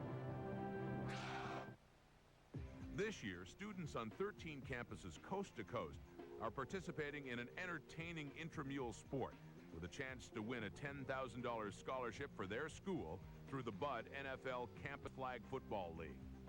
As part of the NFL's continued commitment to supporting grassroots football in Canada, the NFL and Budweiser are teaming up to award $10,000 to the national championship of the Bud NFL Campus Flag Football League. The league, in its third year, consists of teams of 10 players on 13 Canadian university campuses participating in intramural flag football. Top teams win all expense-paid trips to Toronto to take part in a 4-team playoff to determine the championship during Vanier Cup festivities November 23rd at Skydome. This fall, 186 intramural flag football teams at 13 Canadian university campuses are taking part in the Bud NFL Campus Flag Football League. Each team, made up of students 19 years of age or older, receives authentic NFL team jerseys, NFL Wilson footballs, player flags, and side posts. Check out www.budweiser.ca or www.nflcanada.com for more league details. From flag football to the tackle variety. A lot of hitting going on in a 2-point St. Mary's lead. Down to Kevin Watt, Saskatchewan sideline. That's right. We have Brian Towers with us right now. 23-21 the score, Brian. I guess you would take it knowing back in the first quarter you were down pretty bad, 14-0. Yeah, we're resilient and battled back. We got a big play on special teams to get us back in it, and We played pretty well since. We got our running game going a little bit, and right now I don't think there's a whole lot of momentum. It would have been nice to keep him out of the end zone at the end, but hey, we're happy. Stack up between Ball and his counterpart Steve Piniella, Jamie. Oh, Steve Piniella's having a pretty good half. I mean, it's 71%, 153 yards, 2 touchdowns. That's, for some quarterback, that's a full day's work. Sheldon Ball, though, did get on track in the second quarter, completing 50% of his passes for 85 yards, and of course that touchdown pass to Chad Rempel. Of course, Bill Robinson, a factor at quarterback as well. He scored a touchdown in those short yardage situations coming on for St. Mary's. It's an interesting dynamic mentally in terms of momentum, because Saskatchewan has looked really good in the second quarter. They got the touchdown. They took the lead, although they gave up that late one. How do you assess momentum heading into the locker room? I think I think that you lost the momentum. I mean, they had it for 54 seconds. And yet after the midway point of the first quarter, U of S has been the better team as this second half begins. Graham Bell on the kick return at his 25. 30 minutes to play, just under now. And this is shaping up as a great Vanier Cup so far. A 2-point lead. We've had some close ones over the years, including the previous Husky meeting 12 years ago. That was a 3-point game. Oh, we got lead rod. Leader rod. It's funny when I see Chad Rempel go into the game, and of course he's wearing number 10. And I mean, there was a famous Husky that wore that number for many, many years. And somebody, let's see, Farthing, wasn't it? Dan Farthing, the first Vanier Cup that we did at TSN in 1989. He played in that game. One of the great Saskatchewan-produced football players was Dan Farthing, of course, going on to a nice career with the Saskatchewan Roughriders as well. A lot of great players coming out of that province. Many of them go on to play for the Saskatchewan Huskies. On the first down for Sheldon Ball, on the toss, Seawak. St. Mary's meeting him there. Bonaventura was there, so was Tim Burris and Tim McDonald. Short gain on first down. Yeah, interesting now. St. Mary's are taking Bonaventura. They're keeping him off the line of scrimmage now. Now look at him slide across number 3. This is exactly how you want to play it at linebacker. Gets leverage, gets square up the field, and then makes the tackle. Earlier in the second quarter, he was really creeping up there and coming inside. He was getting cut off on his scrape or his flow over to the ball, but they backed him off a little bit now. Ball up just ahead of the 28, but it's a second down and 9 for Saskatchewan. Fresh out of the locker room. Trailing by 2.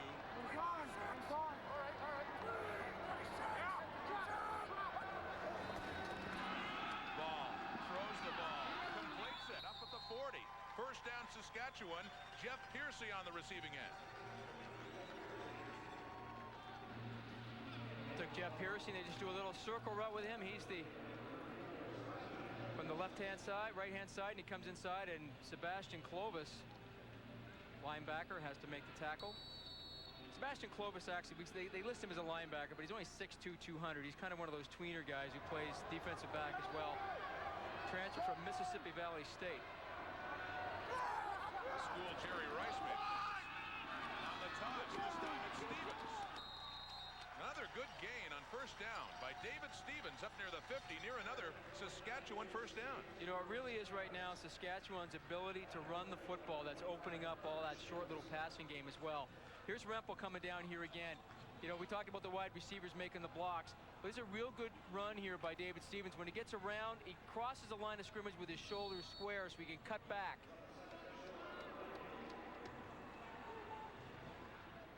Watch play action! Check play action! Watch play action! Check play action! You suppose they're concerned about play action? I think so. It'd be a great time to run it, too. Second and short. SMU chanting it out. Mind the pass, even in the short yardage, but they keep it on the ground. And they only needed inches, and it looks like they have just enough on that carry to move the chains again. That's Jeff Piercy running the ball this time, and they do indeed have a first down. Saskatchewan Huskies on the move early in the second half. Take Tyler. No, Jeff. It's interesting, you know, Saskatchewan does have quite a bit of depth on offense. You can see how many times they rotate people in and out. And, you know, throughout the game, especially being indoors when you haven't been indoors for a long time, and it's warmer in here, it's hotter, you get dehydrated very quickly. It's great to be able to rotate players through so they're fresh. Up on the line, Saskatchewan, first and 10, near midfield, down by 2. Early second half. Ball wide open. Graham Bell. And he cuts back. He would have had a first down. He went back a couple of yards, so it'll be second down and short around the 50 of SMU. Yeah, talk about how coaches always adapt their offenses to their players. And, you know, Saskatchewan has done a very good job of doing this with Sheldon Ball. He's not throwing the ball deep down the field at all. I mean, they're just kind of going down, finding those little holes about 8 and 10 yards down the field, and then he just gets set and dumps it off to them. So once again, it's a second and short situation for U of S, and then once again, I'm sure St. Mary's will be mindful of the play-action pass. It's full backfield right now. And they do hand it off, and they do get another first down. Saskatchewan. Tyler Seawack, the ball carrier, and it looks like he has enough, although it might be close enough for a measurement. Looks like it's around the 48 spotted there of SMU. This will be quite close. And they're calling them in. I think he's got it. I think so too. What a nice way to start this second half for Saskatchewan, trying to answer back after that late St. Mary's touchdown gave the Eastern Huskies the lead heading into the locker room. Stretch it out. Yes, they do have the first down easily by a football at least. Drive continues in St. Mary's territory now at around the 48. I think what has to concern Blake Neal right now is it's really first down effectiveness so far. On first down, they've been getting, you know, they've been finding themselves, St. Mary's facing second and short. And boy, does that ever change things what you can do on defense in second and short.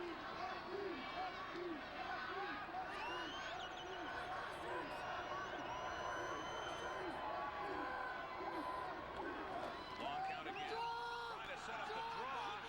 SMU isn't buying it. There's a loss on the play. For Stevens. Nick Ancona, number 47, coming in and snuffing out that draw play. It almost looks like when you run the draw here, it's like, no, I don't want it, you take it. I see 3 guys coming, and you're going to take it. Actually, David Stevens almost breaks away from that. But now this is a situation St. Mary's like to be in. All defenses like to be in this. But it'll be interesting to see now if Sheldon Ball goes with a long count again to try and stop St. Mary's from pinning their ears back and coming after them. Let's see if St. Mary's is coming this time. On that loss, it's back to the SMU 52.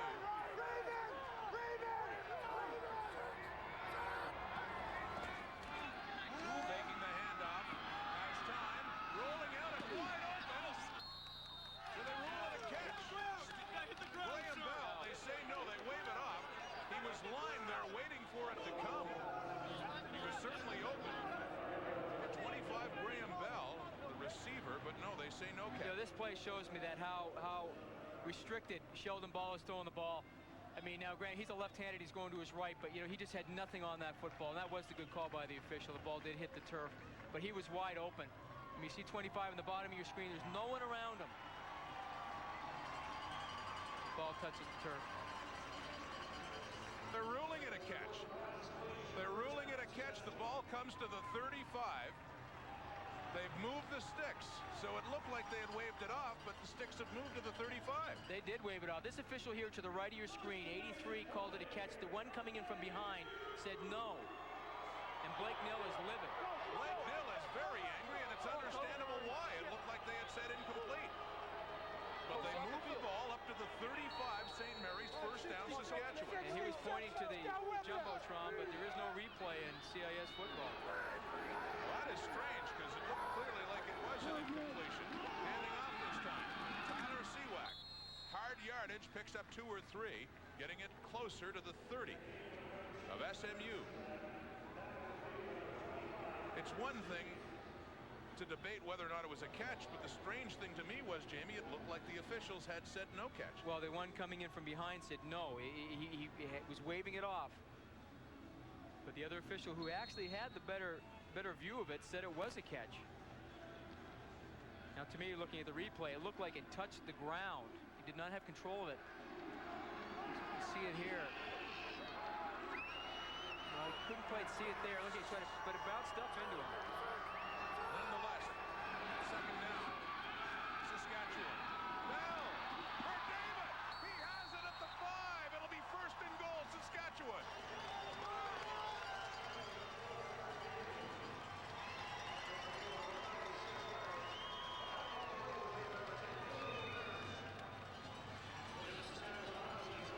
Aaron David from Kelowna. receiving end there. And the smallest player on the field today at only 5'6", 160 pounds. Played with the Okanagan Sun. Comes down with a huge catch, bobbles it initially, but keeps his eyes on the football and tucks it away. Phil Robert's just not there in time. Saskatchewan with a great chance to take the lead back. A lead they held briefly late in the half. First and goal, just outside the 5. Ball will be passing. Ball intercepted. It is picked off by Joe Bonaventura. Biggest defensive play of the afternoon for St. Mary's.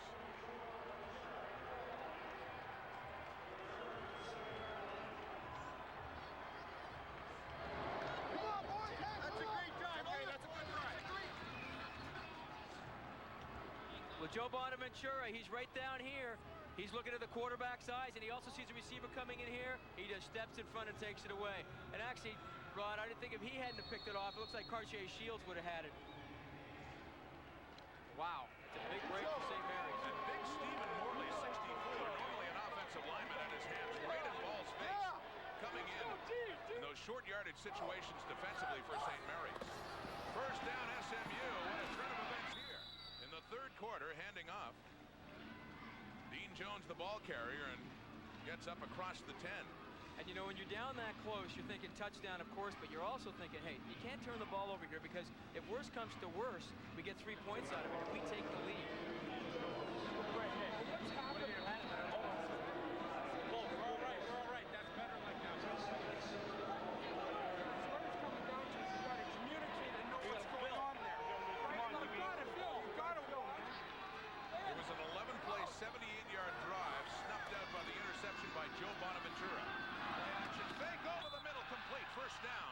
St. Mary's. Spinella threads the needle and gives Mike McPherson his first catch of the day. Up across the 25 for St. Mary's. That's just threading the needle here. Steve Spinella gets back. Good protection here. Has all sorts of time to step up, and he steps right into that throwing lane. And Mike McPherson comes down with a catch. But lots of time, that's the key. They spot the ball at the 24. First down, St. Mary's. Trying to drive back. After that interception, handing off, Dean Jones. Nowhere to run.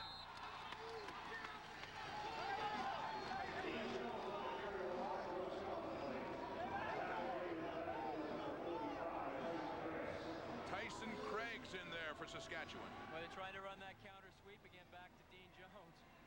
And there's just a whole lot of Huskies in there waiting for him.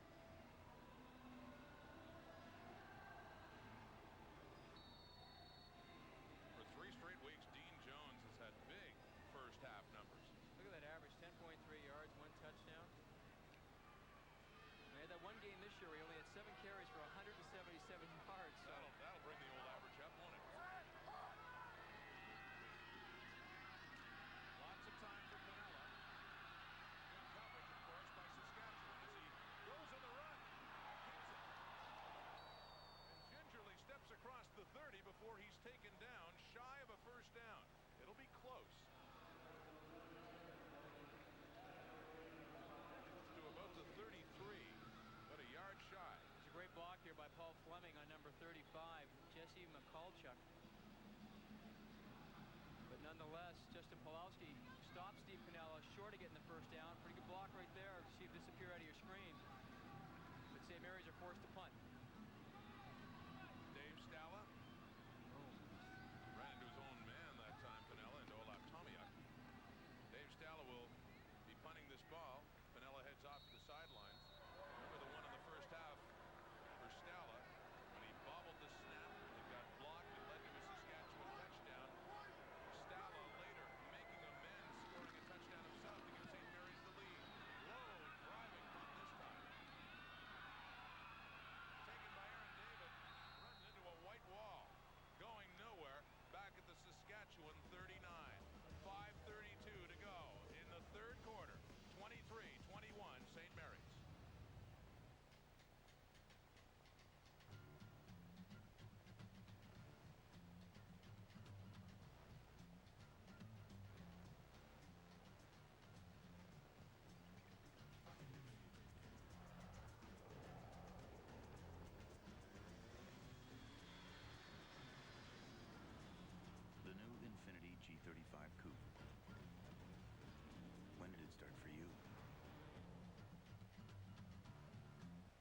Around the world, people do things in different ways. For example, it is traditional among the Chinese for the groom's family to pay for the wedding, or weddings. In the West, however, it has been the custom for the bride's family to foot the bill. Sons, daughters, they're an expensive business, so it helps to know a bank that will help plan your finances, giving you personal advice on loans and investments. HSBC, the world's local bank. Endless summer awaits, thanks to the spa and pool heating, cooking, and lighting of natural gas. Efficient, reliable, economical. We're making the most of the great outdoors. You're always comfortable with natural gas.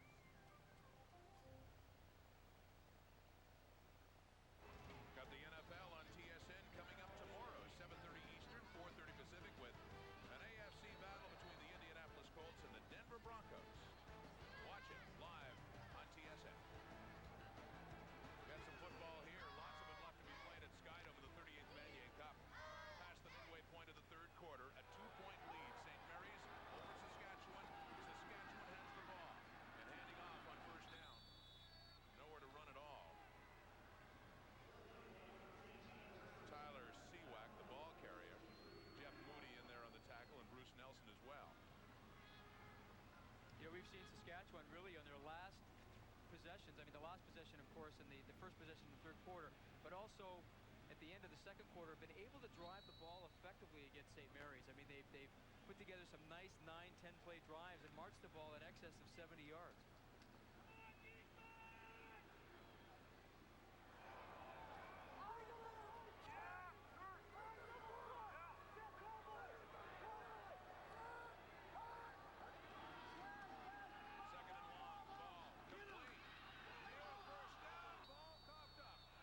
Saskatchewan has it back, but not enough for the first down.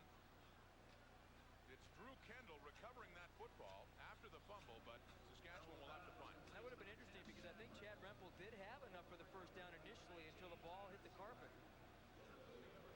Just bringing Chad Rempel inside, the ball coming right at your screen, trying to get up, and he loses the ball, and then they lose 2 yards. I think they had the first down, but now they'll be forced to punt.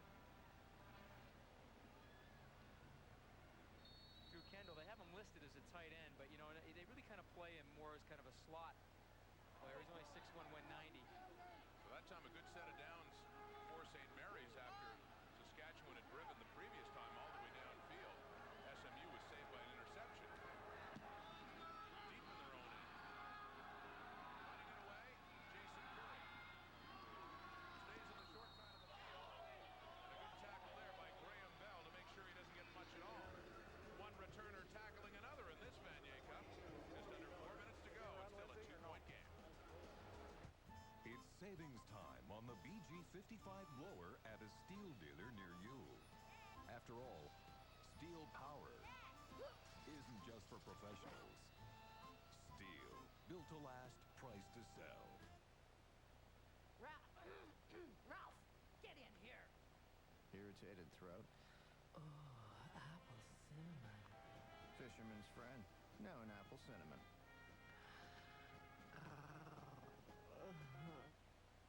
Dandruff always on your back?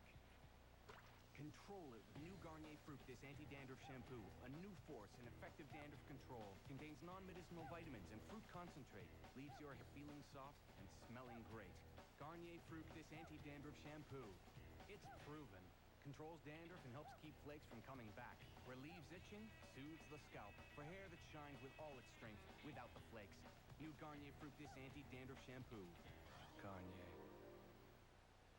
Warner Brothers Pictures presents One Sick Mobster. Yeah. I'm going to release him into your custody. You have to get a job now. What's that supposed to be a joke? Look at the size of that trunk. I could put 3 bodies in it. Robert De Niro. There's got to be something that you like to do. Well, I like hitting guys over the head with a baseball bat. That's always good. Billy Crystal. Either he's in or he's dead. I think in is better. If I had a vote, I would vote in. And Lives That. Starts Friday, December 6th. Another busy Saturday, and you can find out what went on in the world of sports. 10 Eastern, 7 Pacific with Sports Center, Jay Onright and David Amber.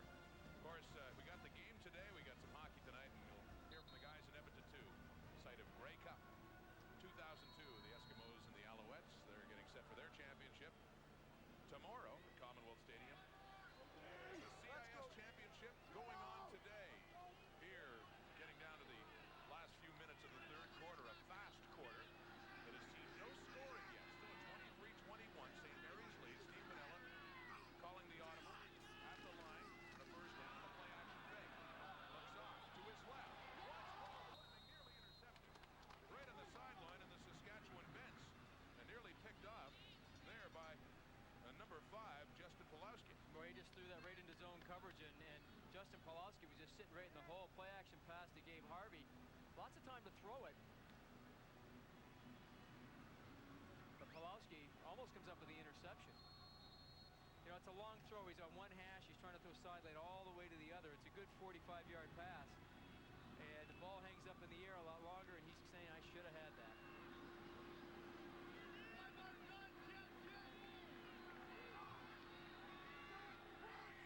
Out of the shotgun on 2nd and 10, Pinella. Stands, fires over the middle, has a man, first down. And then some for Jason Curry up near midfield. She has it up around the 48-yard line for SMU. Well, St. Mary's love to run the crossing routes, and they bring Jay Curry. You watch in the middle of your screen, the referee actually ends up picking off Dean Jones right there. Then he throws in behind him. Jay Curry, a second-team or an All-Canadian a year ago, caught a touchdown pass in the Vanier Cup against Manitoba. One of those veterans, too. He was on the Huskies when they played against Laval in 1999. So was Dave Stella. Jason Curry, been around for a while, looking for another Vanier Cup. Making the handoff nicely to Dean Jones, and looking for Curry again, but it's too far. Out of bounds and incomplete. Well, those are the ones that Steve Pinella would like to have back. We've got a guy wide open on the sideline, and that was a nice fake here. He's a right-handed quarterback rolling to his left. You know, you always teach you got to get your shoulder back, you got to get your shoulder pointed to the receiver, and that ball just kind of sailed off on him a little bit. Steve Samara, the offensive coordinator for the SMU Huskies. Been with Blake Nill for a while now. Well, he was also at St. FX in '96 as the offensive coordinator when they played against Saskatchewan. Yeah, they would have memories of a different Vanier Cup that's shaping up the same way. Pump fake, oh, for the middle, complete to Dave Stella. Stella still going with the flag down and out of bounds. Could come against St. Mary's after the first down. They're going to call that against St. Mary's, and I'll tell you, this is awful close because it looked like Atnas Mako, number 5, the receiver, made the block. Now remember, the rule says it's the initial point of contact. We watched Dave Stella catch the ball here, but watch the block. Okay, hold it. Couldn't quite see it there. Have another look here. Here we go, the top of your screen. Oh, that's a clip. Yeah, you can't do that. The initial point of contact cannot be the back. Yes, it is a first down. So still a first down, although the penalty goes against St. Mary's after that.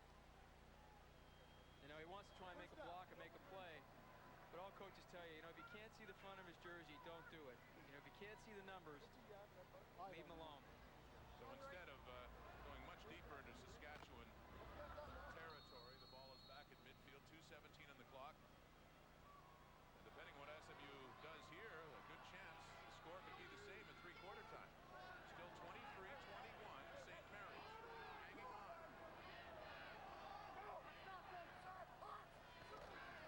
Handing off inside, Dean Jones gets it inside to Saskatchewan 50.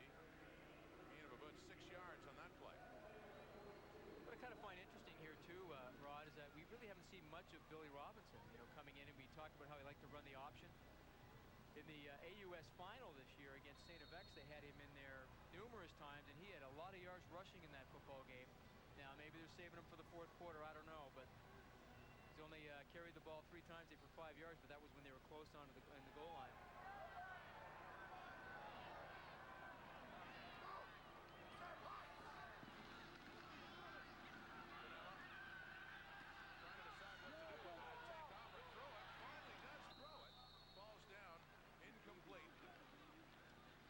St. Mary's will have to play.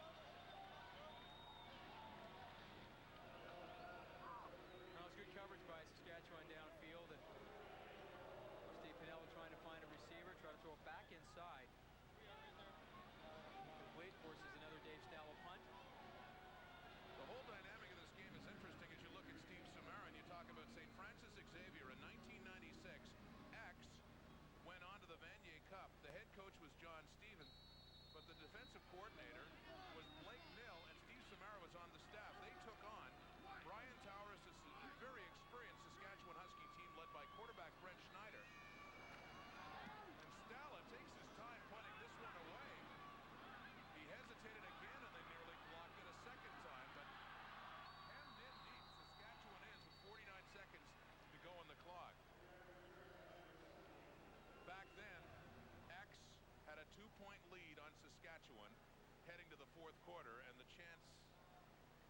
exists now with less than a minute to go in this third quarter that Saskatchewan could be trailing by 2 heading to the fourth again, but they have the ball when we come back.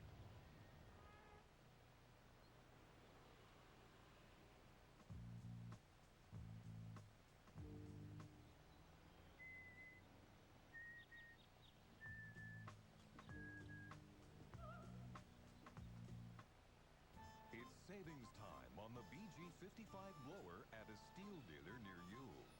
After all, steel power isn't just for professionals. Steel, built to last, priced to sell. Hello all, John Cleese here with a little Tykes Buzzabout mailbox to discuss proper postal correspondence. Your fine sealing envelopes requires quite a bit of drool. Nosy insects attempting to read your mail are to be severely punished. And finally, trying to mail yourself is ill-advised. Little Tykes for the way kids really play. Buzzabout mailbox comes with all the fun you see here. Batteries not included, some adult assembly required. I walk into a dark room now, and it's like I'm 5 again. 3 friends had nightmares too terrifying to imagine.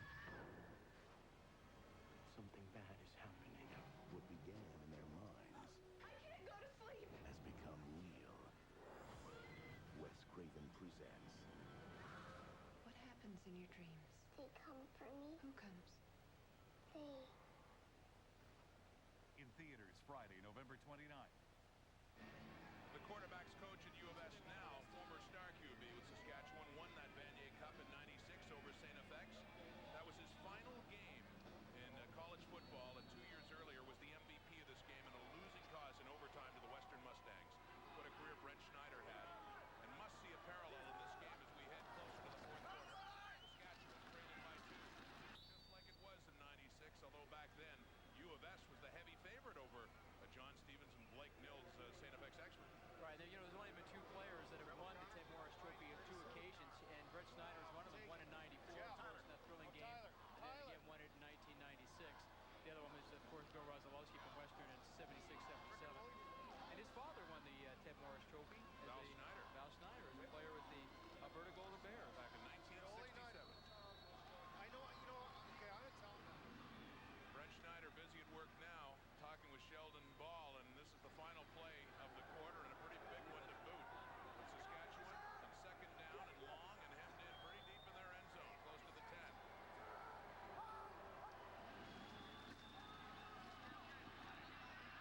Keeping it on the ground is a good call, a big first down to get some breathing room.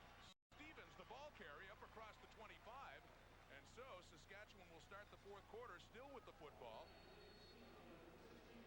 and trailing by 2. Just like 6 years ago. A close Vanier, yet another one for the Saskatchewan Huskies, trailing St. Mary's by 2 points. First down to start the fourth when we come back.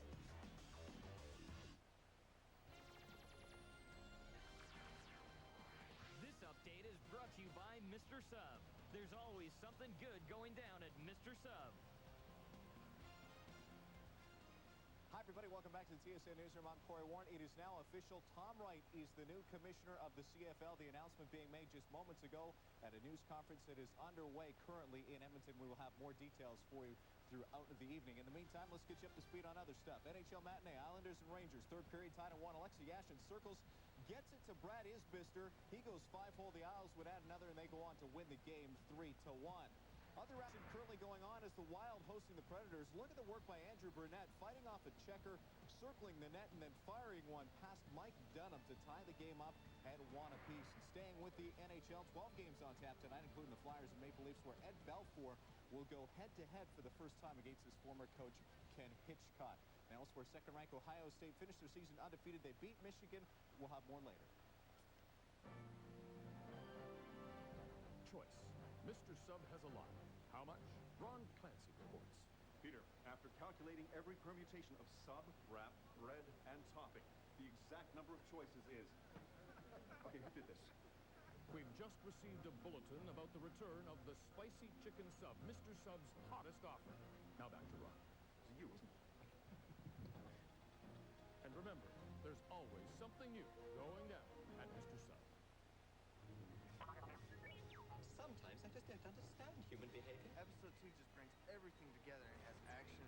adventure. I love R2-D2. I didn't know R2 could fly.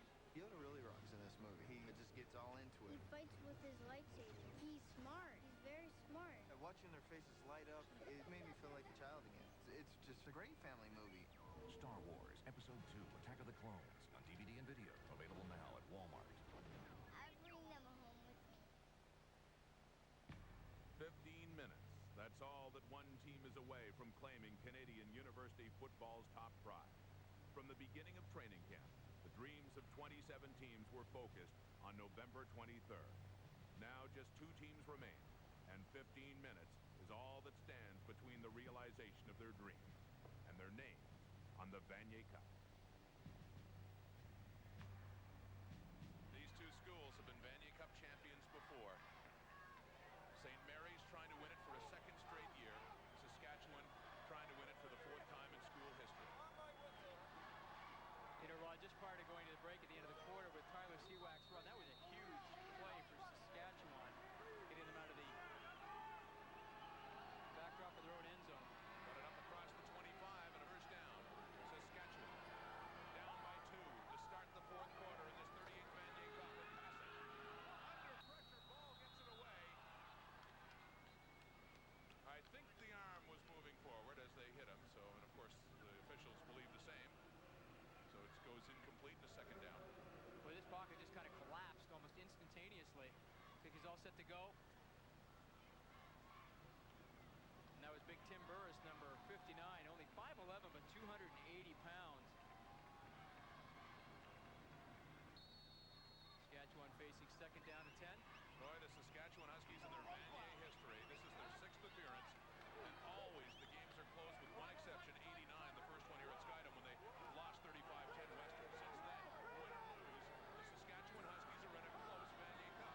They are again here. Faking the handoff to Seawack, and on the run, ball gets it away. Oh, nearly a great catch in traffic by Aaron David, but it's no good, and Saskatchewan will be punted. And that was a nice job by Derek Watson, the corner, you know, to strip the ball away, because Aaron David had that as a catch. But he knocks the ball away. Fake it inside to Tyler Seawack. Work outside. Left-handed quarterback rolling left. That's the easiest thing for him. But he gets that left hand in there and strips the ball away. Nice job by Derek Watson. That left hand in there. Can't control it. And Sask got the punt. Great defensive work there by Watson. Force Saskatchewan to punt. Blake Nill talks to his safety, Sean Mifflin. Without a Vanier Cup title, he wasn't around last year when they got one. He was there in a loss to Laval 3 years ago. Watch ahead! Charnotta. Away to Jason Curry. Dancing around in midfield. And down. This 4th quarter underway, and here's how the numbers look through 3. Well, even though St. Mary still has more net yards, it's the rushing yards now starting to come up with Saskatchewan. They're starting to control a little bit of that front, the offensive line. 2 turnovers by each team. Quarterback sack. St. Mary's winning in that category 2-1. As mentioned, close and close on the board as well. Saskatchewan's first victory coming 12 years ago against St. Mary's. And when we look at those 3rd quarter stats, I think St. Mary's had 100 yards rushing in the 1st quarter alone. So the last 2 quarters, they really shut down the run game. Here's a guy that has a lot of that yardage. Dean Jones, they string him out. They take him down. No gain. 2nd down. Good work defensively by Saskatchewan. And Saskatchewan with 130 yards rushing in 3 quarters play. When you think of St. Mary's defense, they only allowed 78 yards rushing per game. It's a real good job of defense here, stringing it out, never allowing Dean Jones to get his shoulders turned upfield. Taking him down for no gain. It's rare to say no gain when you're talking about Dean Jones. He's averaging over 10 yards a carry out of the shotgun on 2nd down. Pinella setting up a screen. James Stella still on the move. Stella, 1st down and more inside the Saskatchewan 40. Whenever they get the ball to Stella, it seems to be a big play, Jamie. You know, he's such a great player. They should get the ball in his hands more often. I mean, he continues to make play after play after play. They run the little screen pass in here. Now, you know, the rules have changed in the CIS regarding blocking on screens. Linemen are allowed to go downfield and make the blocks before the receiver catches the ball. It's down to the 37. Saskatchewan. SMU on the move with a 2-point lead. Clock ticking. 12:33. Handing off. Dean Jones, 1 foot tied up, coughs at the ball after they blow it dead. So a short gain on that. It'll be 2nd and long. SMU.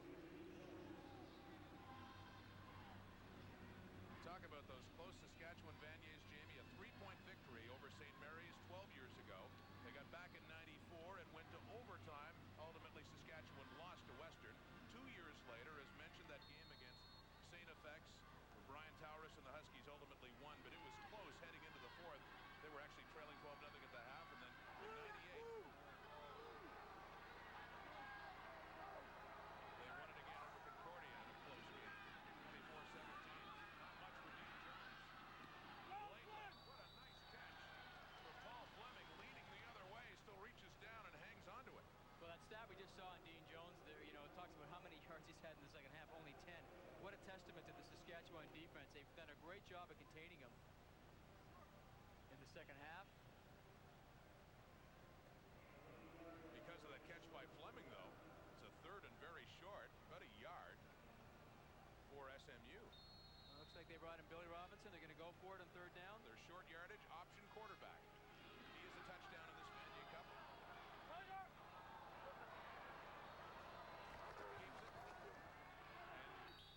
Easily have that 1st down in front of that huge offensive line for St. Mary's. And, you know, if you just take a look at how Saskatchewan line up, and this kind of puzzles me because, you know, Robinson comes up and he will look at the line of he'll look at the defense and where it's set up, and then he knows he's going to angle left or right, and he'll angle left because that's where the big bubble is. There's nobody kind of over the left tackle. They have a linebacker backed off about 2 yards, and so that's just kind of gravy. And on Robinson's touchdown, it looked like Saskatchewan was lined up the same way, which made it much easier for him. Back in the 1st half. Vanilla back in, selling the fake, hanging on to it, on the run, taken down at the 20, gain of about 3 or 4.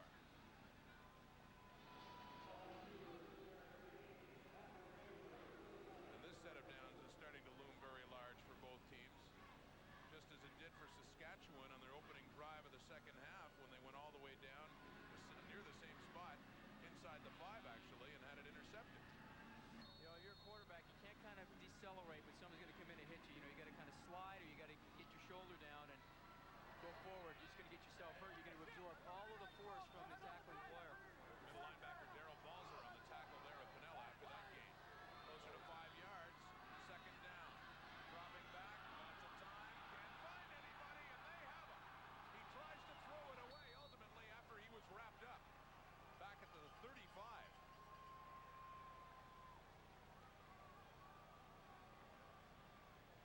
And they're calling that an incomplete pass. Do you think they were a little late blowing the whistle? I think so here. You know, take a look here. You know, he's looking downfield. 1st read's not there. 2nd read, 3rd read, and now he's kind of behind in his reads. Pocket starts to fall apart. Now the referee didn't even have the whistle in his mouth when. Well, Lamberding, Gottslig finished it off. But good coverage coming. They're doing a lot of crossing action. Looks like there's people open. You got Atnas. They're all waving their hands, but you know he's kind of a read behind all of those guys, and then everything falls apart for him. This will be the 1st field goal attempt of this Vanier Cup. 58. A field goal try for St. Mary's and Dave Stalla with Paul Fleming holding at the 27. Certainly within his range. Trying to pad the lead to 5. And they do. Stalla with a 27-yard field goal. St. Mary's with a little more breathing room, but still not a lot. A 26-21 game in the 4th quarter. It's the best-selling line of pickup trucks in Canada. It's the best-selling truck in the U.S. In fact, F-Series is the best-selling truck in the world. If you're not driving the truck more people in the world depend on, what are you driving?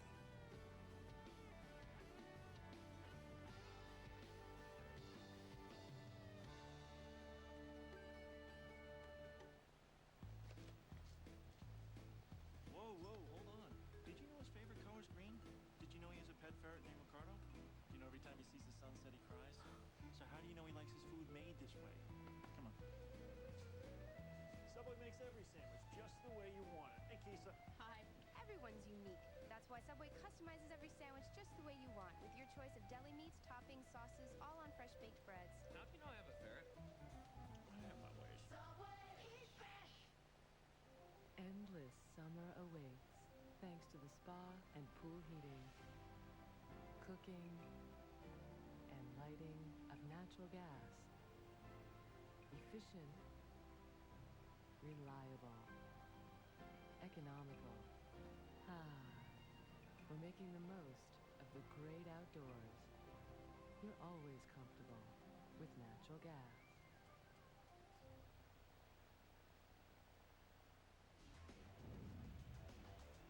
12 years ago, the Saskatchewan Huskies broke the hearts of the St. Mary's Huskies and their star quarterback, Chris Flynn, driving for the tying field goal. But on that play, he was hit by Don Bristow. Rob Dutton recovered the ball, and then Saskatchewan ran out the clock. The last game Chris Flynn played in the CIS, and he's at this game today. Standing by with Paul Hollingsworth. Paul? Well, Rod, he played his last game 12 years ago. Still a pretty big star in the city of Halifax. Your football team in control here, sort of going for the second Vanier Cup in a row. Your thoughts on the game and what could be a pretty good day for St. Mary's fans? Well, I'm a little nervous now. They got a 5-point lead, so maybe another touchdown would be great. But it's great to see them back here. Last year was amazing to see them finally win it too, and hopefully we'll do it again today. That 1990 football game, down by 3 points in your career, the closest to winning the Vanier Cup. What do you think about that game? Is it a tough memory for you? Oh yeah, it's always tough when you lose, and when you do lose, you realize there's a fine line between winning and losing, and it was a close game, didn't work out for us, but like I said, coming here last year and watching them finally win was a great feeling. 1996, a brief stint with the old Ottawa Rough Riders. Your football days, for the most part, behind you. What are you doing now? I'm working in sales in Ottawa. I play a lot of pickup hockey now. That was my sport before I got into football, so just trying to keep in shape playing hockey and keeping up with these guys a little bit too. And you said you wanted to say hello to somebody special. Yeah, I just want to say hi to my daughter Chelsea, who's 10 years old, and she's in Montreal today, so I just want to say hi to Chelsea. Thank you, Chris. Okay, thanks. Rod, 3-time Heck Crichton winner, Chris Flynn. Oh, he was a great one, Paul. Heck Crichton winner at 88, 89, and then 90 that final year. And I remember being down on the field, a sideline reporter, and the heartbreak there, 24-21 final. David Earl, by the way, who wore number 8 for Saskatchewan, named the MVP of that game. And that was David Earl's second Vanier Cup, because he was a quarterback in the first year they were here in the Sky Dome in 1989 and got the victory the second time around. Now, right now, it's looking pretty good for St. Mary's. 8:12 to go. Let's see what Saskatchewan has. Down by 5. Graham Bell. Good work by Graham Bell, keeping his feet and actually gaining a couple of yards instead of a big loss. They're trying to run the old slot back sweep. Got David Bell lined up at the slot, big it inside and bring him around, and Sebastian Clovis, a linebacker, comes in here and almost makes the play.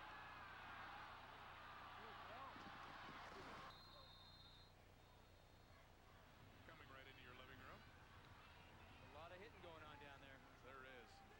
7:57 and counting now.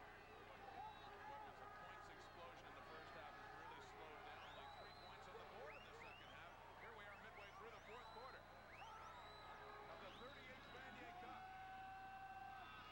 Oh, ball is dropped. A catchable football drop by Jeff Piercy, which would have been a Saskatchewan first down. You know, that ball was just kind of in one of those awkward places in the ball where you don't know whether you have your fingers, your baby fingers together, your thumbs together. Coming around inside, it's a pretty well thrown ball, but it was just kind of right in that awkward position and fails to make the catch, and it forces a punting situation for Saskatchewan. So a good break for St. Mary's now, with Charnotta on to punt.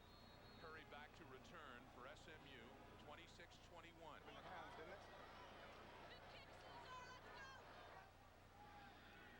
Now, Saskatchewan do have some gadgets on their punt team.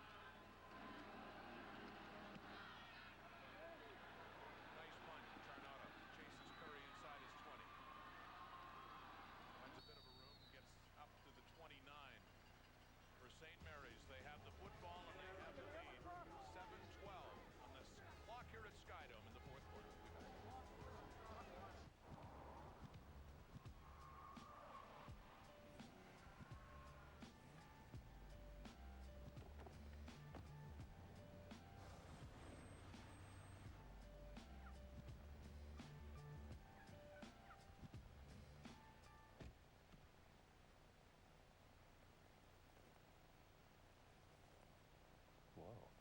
small car that feels like a big car. 2003 Echo. It's got it. I love it, and I can't get enough of it. Ever tried to order a Swiss mushroom melt at a fast food restaurant other than Harvey's?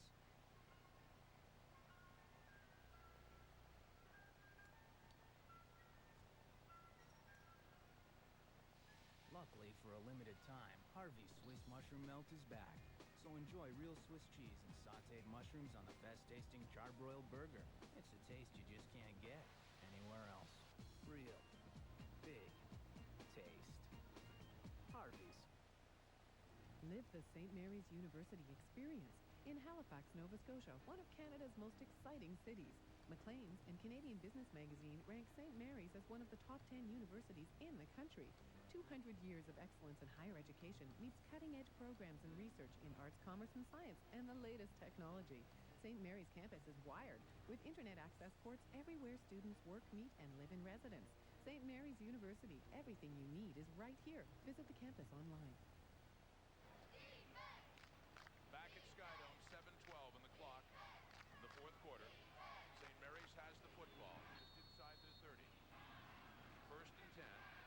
Trying to hang on to a 26-21 lead, looking to claim their third national championship and their second straight, looking to become the first in a quarter century to win back-to-back.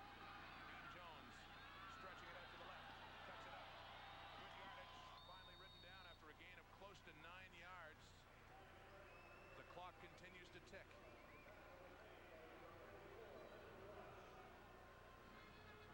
For the most part, Saskatchewan's done a great job on Jones in the second half. Although that one hurts, less than a yard by the looks of things to a first down. But they've done such a great job of stringing him out. They haven't really overcommitted. They've gained proper leverage, and they're just not allowing him to get up the field because that's what really hurt them in the first half. Jones exploded in that first half, taking their second possession, driving right down for the touchdown, 112 yards. And on that short yardage, I don't know if they made it. If they did, it's by an inch or less. This will be an interesting spot, although they still have another down to work with. Initial contact, that was Erico Hakeem, the fullback, on that carry. Well, they're marking it a first down. They said they didn't need very much at all. Just had to get to the line. The white line. Looked like he was stopped initially, but his surge forward. Well, they don't even want to measure it. They call it a first down. And the thing now is that time becomes Blake Neal's ally. He wants to keep running as much time off the clock as possible. 5:46 and ticking down here. No, he's got it. He's all right. He's good. This has been a very quick second half by the real clock.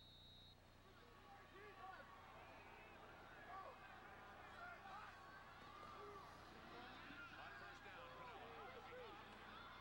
As a man, Stalla, another great catch with a player of the game in the Churchill Bowl last week. Gets it up across midfield. You know what, Justin Pawlowski thinks he's got an interception here. And Dave Stalla does what you try to teach all young receivers is come back to the football. Don't wait for the ball to come to you and get the ball at its highest point. See, number 5, Pawlowski thinks he's got a great pick. He's going to take it all the way, but Stalla comes back to the football. Makes a great play. Real nice job by Dave Stalla. The other thing, you notice how when he goes up and he came down, see where his feet were pointed? They were pointed towards the goal line. He's had a nose for it over the years. Nice catches for the Vanier Cup, too. He had a beautiful one last year against Manitoba. Well, that was a big stick by Matt Lemmerding, number 42, the defensive lineman. Remember this one against the Bisons a year ago by Dave Stalla and their 42-16 victory in that Vanier Cup? And they have this picture plastered over every poster. It's all over Toronto. Dave Stalla and his... Well, that was Patrick Tebow with the touchdown. Here's Stalla. Whoa! Incredible catch.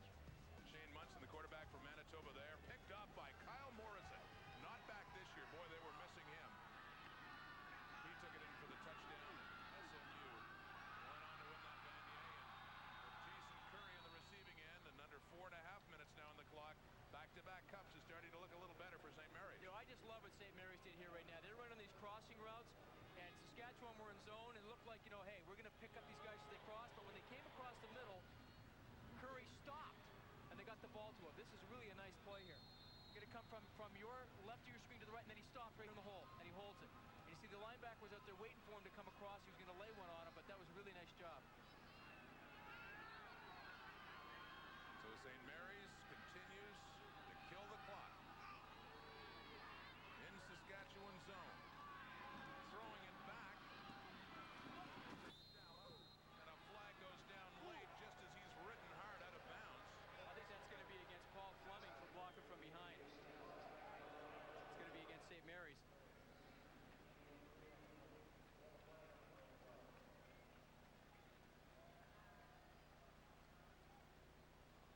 Marching it back. And you know, St. Mary's run this play. On the offense. First down receiver. Now, you notice where Stella takes the ball, he's behind the quarterback. That's a lateral, that's not a pass. You know, they have something in their system where they throw that to him, and then he throws it down the field. It's right down the bottom there. It's Fleming, number 80, at the bottom of your screen. That looked like a pretty good block for me, but...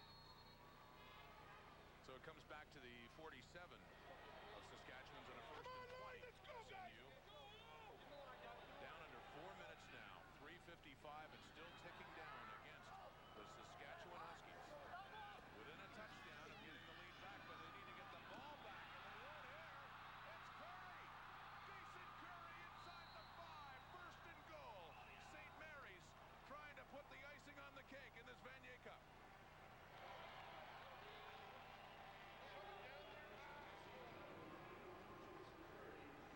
What a nice job by Steve Pinnell, and it all starts with the protection. All sorts of time, look straight down the middle. And Jason Curry comes on, catches it in a full stride.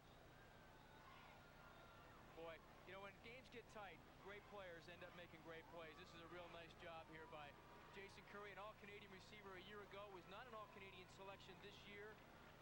Had a touchdown catch in the Vanier Cup a year ago. It looks like he's hurt.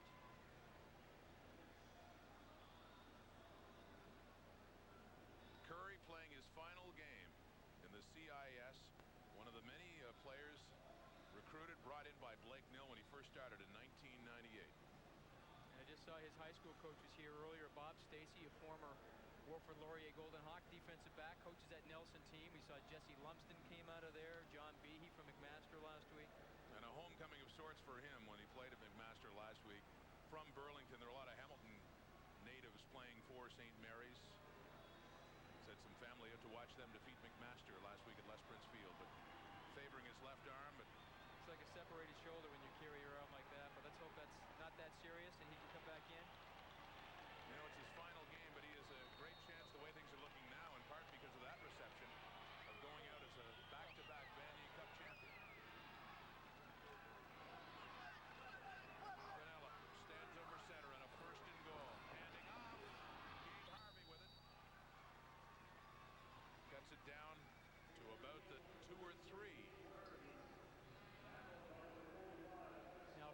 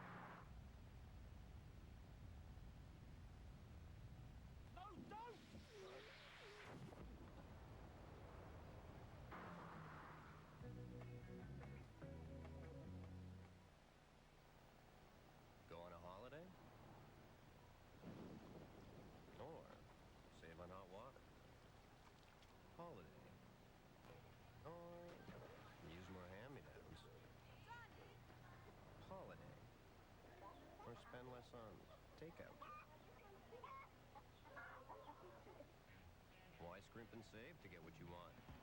Shop smart and use your Air Miles reward miles. You want it? Air Miles. It's yours. There's an awesome pirate! Ooh, that cloud looks like a big bunny rabbit. Right now, your kids can discover a strawberry petite Danone fresh cheese inside the latest McDonald's Happy Meal that features one of 8 awesome lifelike characters from Disney's great new animated adventure movie, Treasure Planet. Whoa! A solar gallery with laser cannons! Got a heck of an imagination there, kiddo. Ralph, get in here! Irritated throat. Oh, apple cinnamon. Fisherman's friend. Now an apple cinnamon.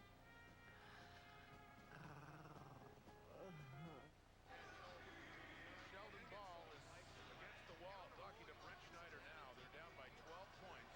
With very little time to go. Ball's about to get the ball. Steve Pinellas, opposing quarterback, leading a long drive, 8 plays, 81 yards, and capped off by a 2-yard touchdown run by Gabe Harvey, putting St. Mary's on the threshold of another national title. Scala with the kickoff. Graham Bell settling under it at the 7.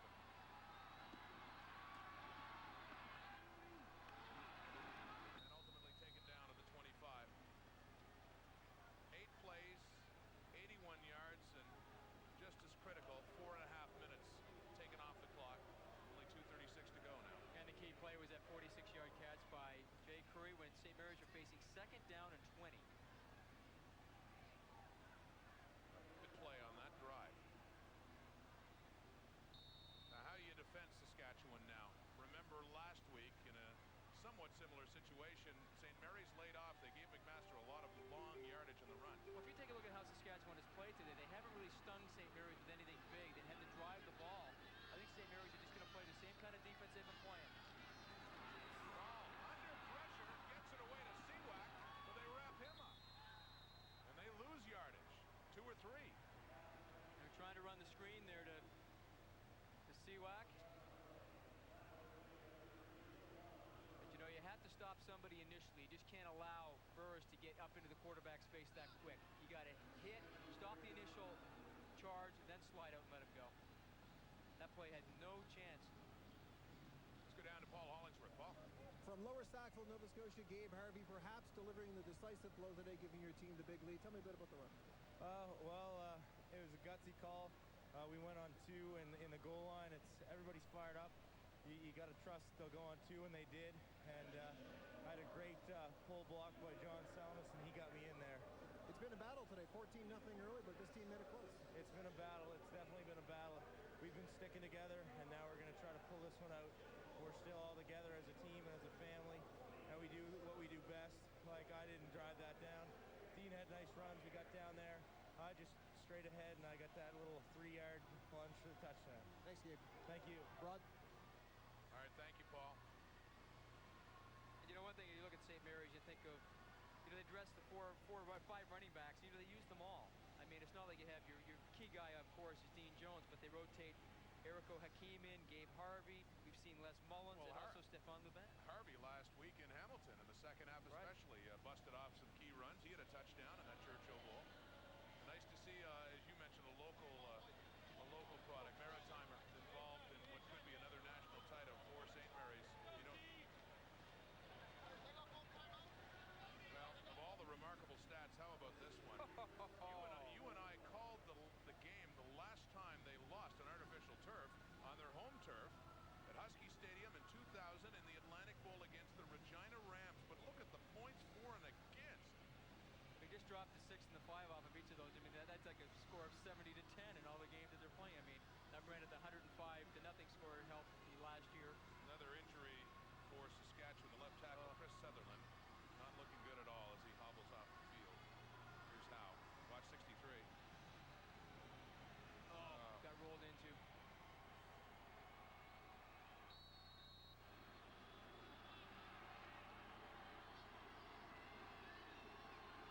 Play to resume now as Sutherland is just off on the sideline.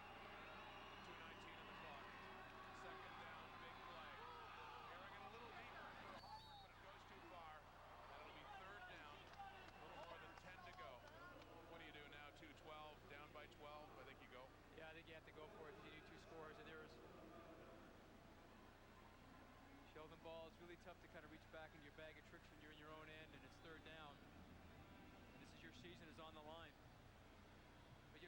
enough that in the last series with St. Mary's, what I liked about what they did, they came with a halfback blitz. They brought Karchi and Keeler. I mean, they didn't lay back. I mean, they were trying to play the same defense as playing. And to say, you know, that old cliche, the only thing prevent defenses do is prevent you from winning.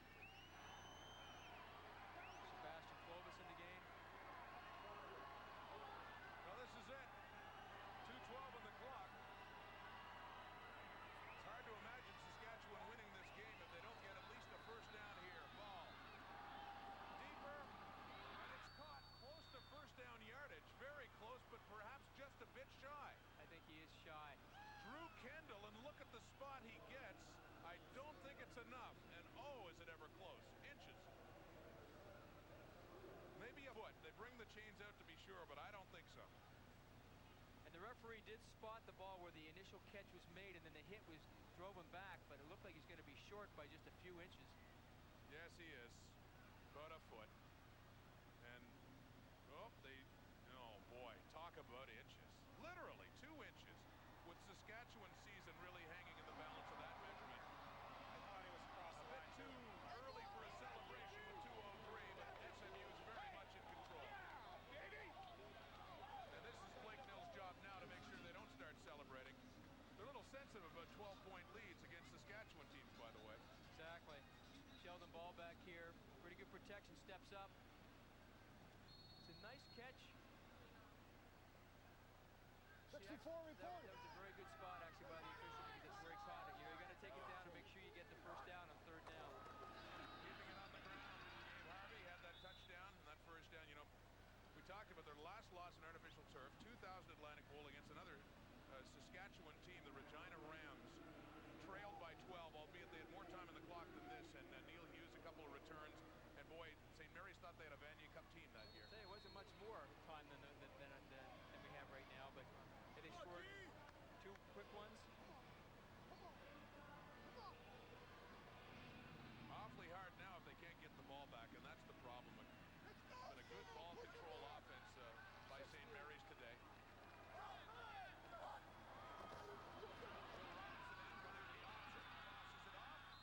Gabe Harvey once again the ball carrier and gets close to a first down. You know, that's a dangerous play right now. I don't understand that one at all.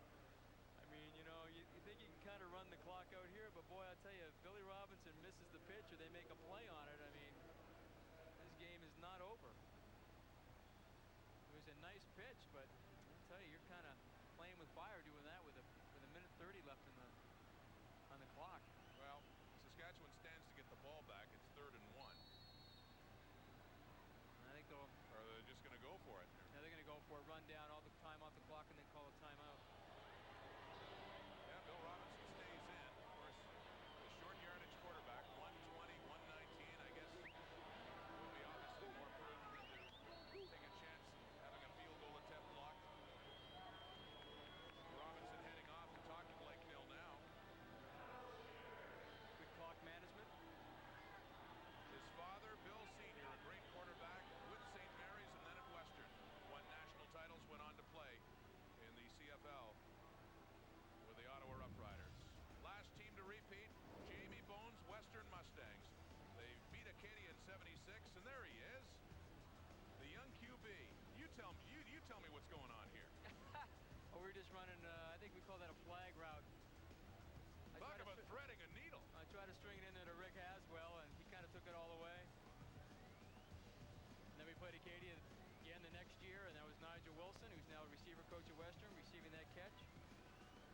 How tough is it to repeat, and did you think it would take this long, a quarter century, for another team? No, I really didn't. I thought, you know, when we played, we knew Manitoba had done it. We thought they had done it, 7 years earlier. But I think right now it's harder to repeat now, no question. I think the parity in this league is so much better. The coaching is much better now. I mean, when we played, we always thought maybe out of 24 teams, maybe 10 teams had a shot. But now, by witnessing Saskatchewan, a 4-4 team gets in here, they had a chance and they're close to winning. On 3rd down, handing off to Harvey. First down and more. Coughs up the football, but they've blown it dead. It's still St. Mary's football.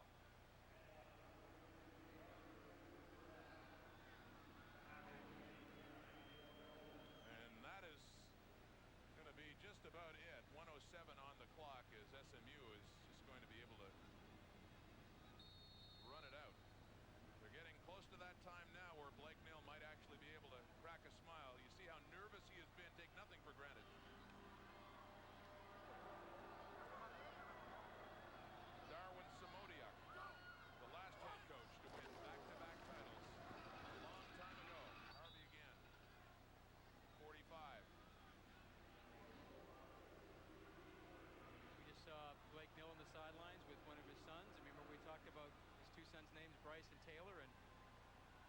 course, the captain of the U of T team that won the very first Vanier Cup, his name was Bryce Taylor.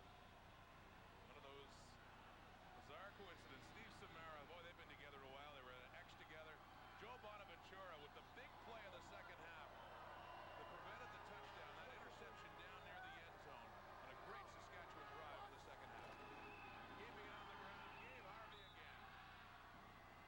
23-22, stopped again. Kudos to the Saskatchewan Huskies for getting here. A 4-4 season, a remarkable program run by Brian Taurus.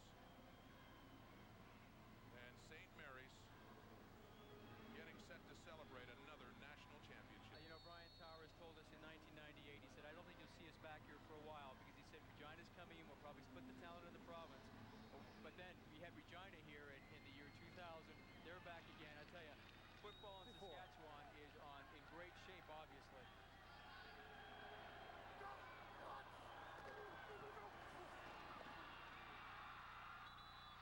And the clock goes down to zeros. Winner and still champion.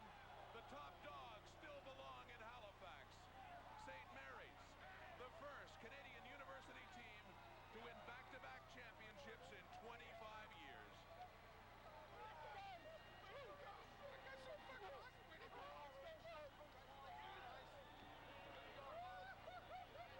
Those Huskies are still number one.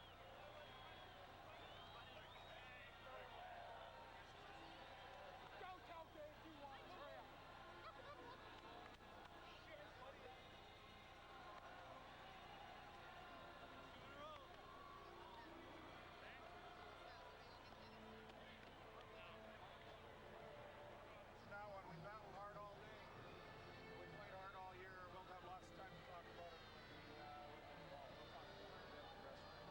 I'm proud of all of you. Let's go shake your hand.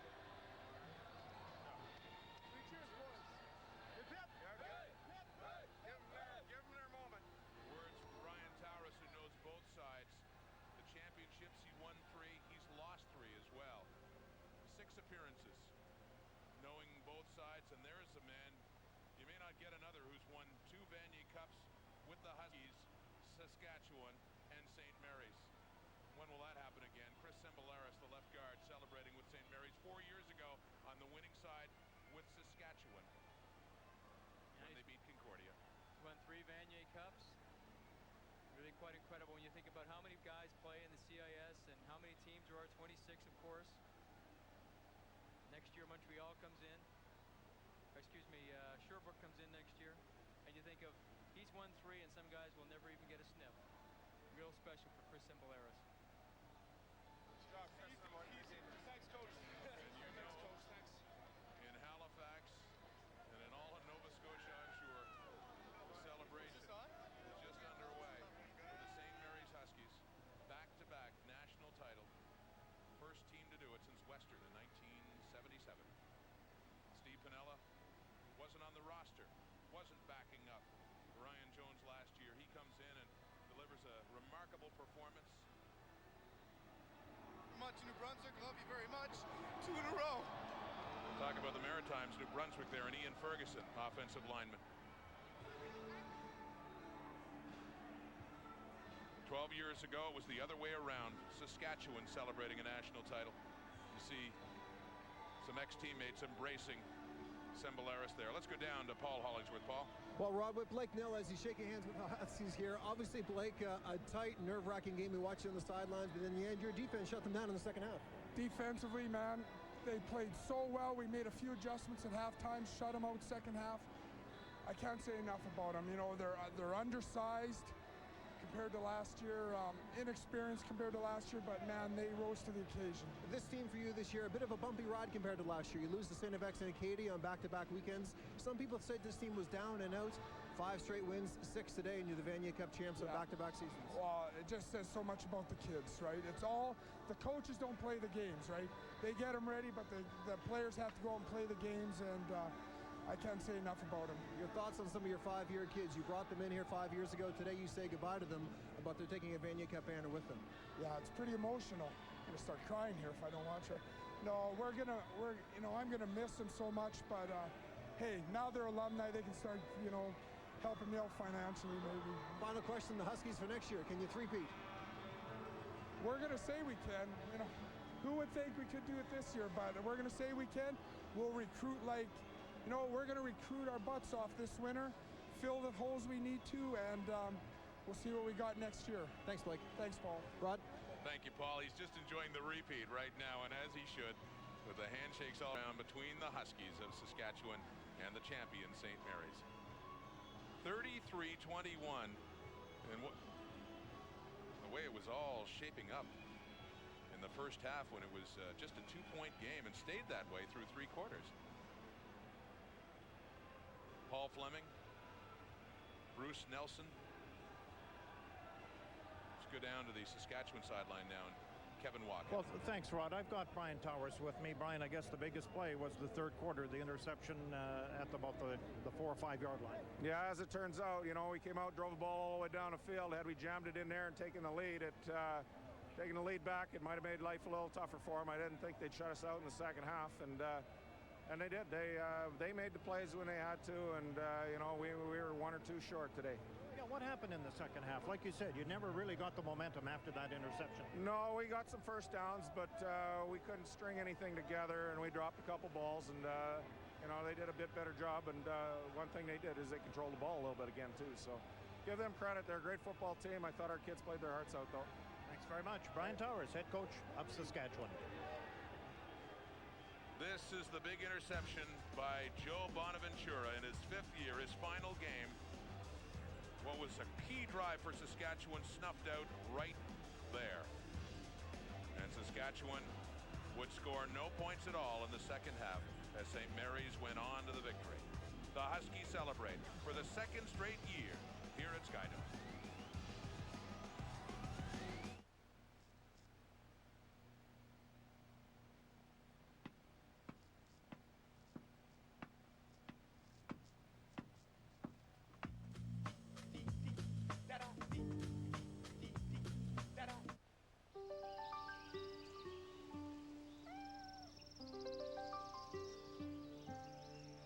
It's Wood Pro bonus time at a steel dealer near you. Steel, built to last, priced to sell. This is the life. This is your home away from home. This is your signature dish. This is marinating.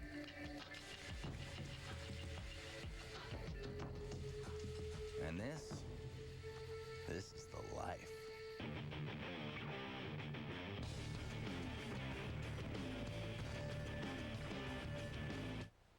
Live the St. Mary's University experience in Halifax, Nova Scotia, one of Canada's most exciting cities.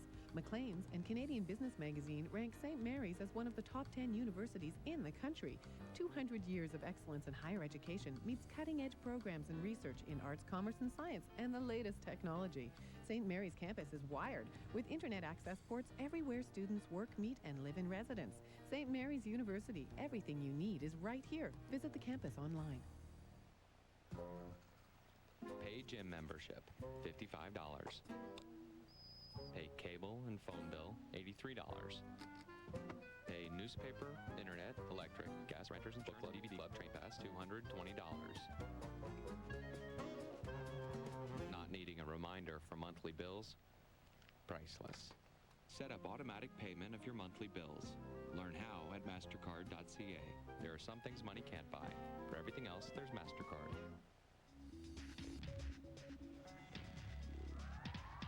Presenting our longer-lasting, more powerful high-tech battery for all your high-tech devices, the new and improved Energizer E-Squared. Do you have the bunny inside? You can't do business like that. You screw up, you make trouble, this is what happens.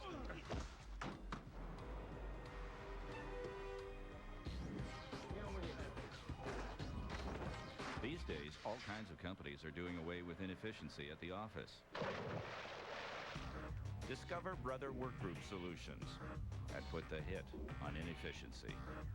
Business is business. Hey, you want a cannoli? Ralph, get in here. Irritated throat. Oh, apple cinnamon. Fisherman's friend. Now an apple cinnamon.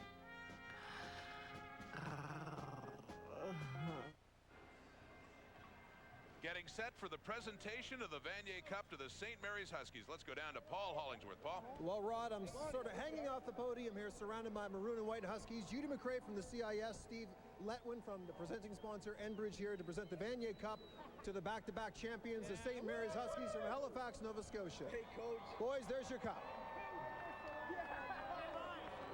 Coach, get in.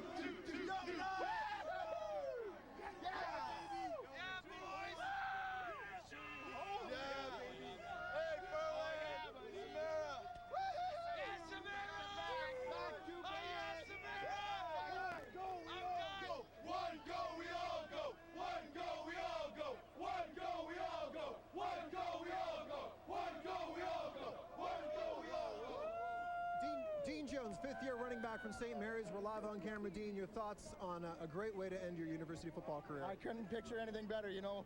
I hoped at the beginning of the year that I'd have this chance, and it comes down to it. I got to give a great thanks out to my O-line. They played hard, they played physical, and we just got the job done. For your career, you started off kind of slow at St. Mary's with a foot injury, but 3 Vanier Cup appearances over 5 years. Not a bad way to spend your career in Halifax. Yeah, not too bad at all. You know, there's not a lot of student athletes you can say they've had the success that we've had, and I'm just so proud to be part of this organization. Thanks, Dean. Congratulations. Thanks, Paul. All right. And now, ladies and gentlemen, for the presentation of the Ted Morris Trophy for the offensive MVP from the St. Mary's Huskies, quarterback Steve Pinella.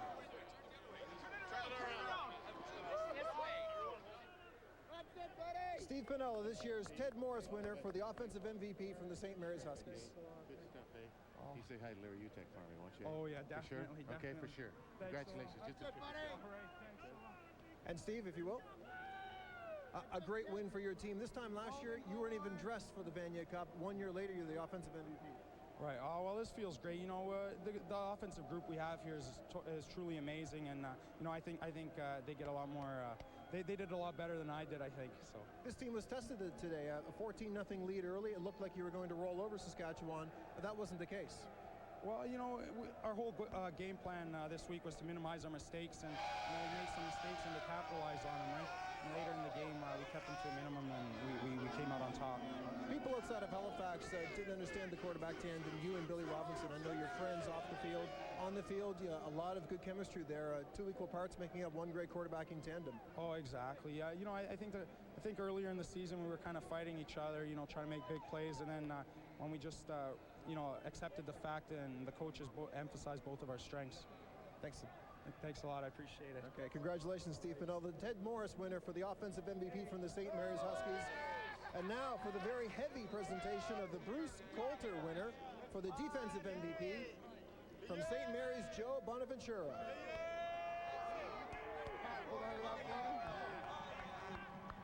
Can you lift it?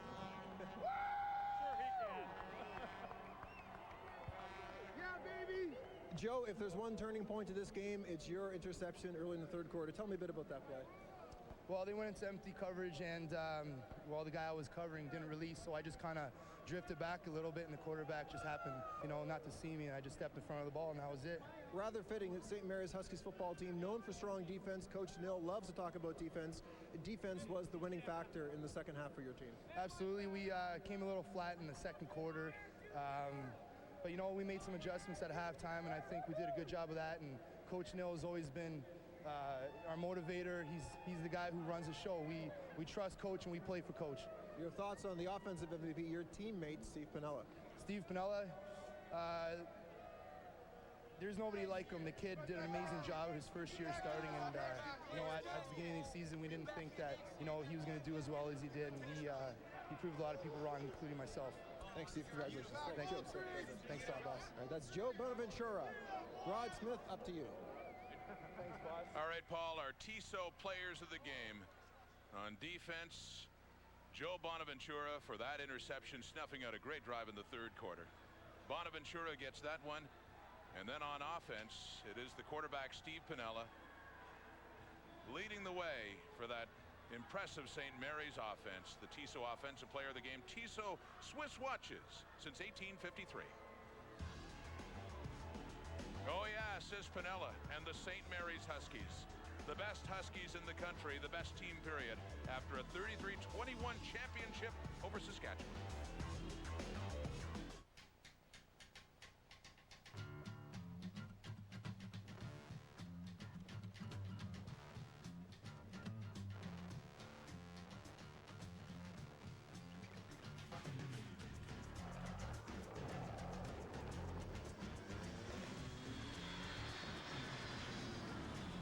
The new Infiniti G35 Coupe. When did it start for you? Around the world, people do things in different ways. For example, it is traditional among the Chinese for the groom's family to pay for the wedding, or weddings. Oh, bonsoir, ma chérie. Bonsoir, papa. In the West, however, it has been the custom for the bride's family to foot the bill. Sons, daughters, they're an expensive business, so it helps to know a bank that will help plan your finances, giving you personal advice on loans and investments. HSBC, the world's local bank. Choice. Mr. Sub has a lot. How much? Ron Clancy reports. Peter, after calculating every permutation of sub, wrap, bread, and topping, the exact number of choices is... Okay, who did this? We've just received a bulletin about the return of the spicy chicken sub, Mr. Sub's hottest offer. Now back to Ron. It was you, wasn't it? And remember, there's always something new going down at Mr. Sub. It's been 1 week since you looked at me. Cause you heard the designers I'm angry. 5 days since you laughed at me, saying that you never come back and see me. Yesterday, you've forgiven me, but it'll still be today till I say I'm sorry. It's the finest of the flavors. Gonna see the showcase and you know the vertigo is at my door. And the banger is you'll have to sign a waiver. I have a tendency to wear my mind on my sleeve. It's been 1 week since you looked at me. Dropped your eyes to the sides and said I'm sorry. The 2002 Vanier Cup on TSN is brought to you in part by the new Infiniti G35 Coupe. Prepare to be noticed. By HSBC, the world's local bank. And by Mr. Sub. There's always something good going down at Mr. Sub. Time now for the TSN turning point. I don't think there's any question. First drive of the third quarter. Saskatchewan trailing by 2. They go the length of the field. And then this Sheldon ball. Looking over the middle. Picked off by middle linebacker Joe Bonaventura. Happier to be down 2 than 14. Thank you very much. Good deal. Okay, Brian Towers.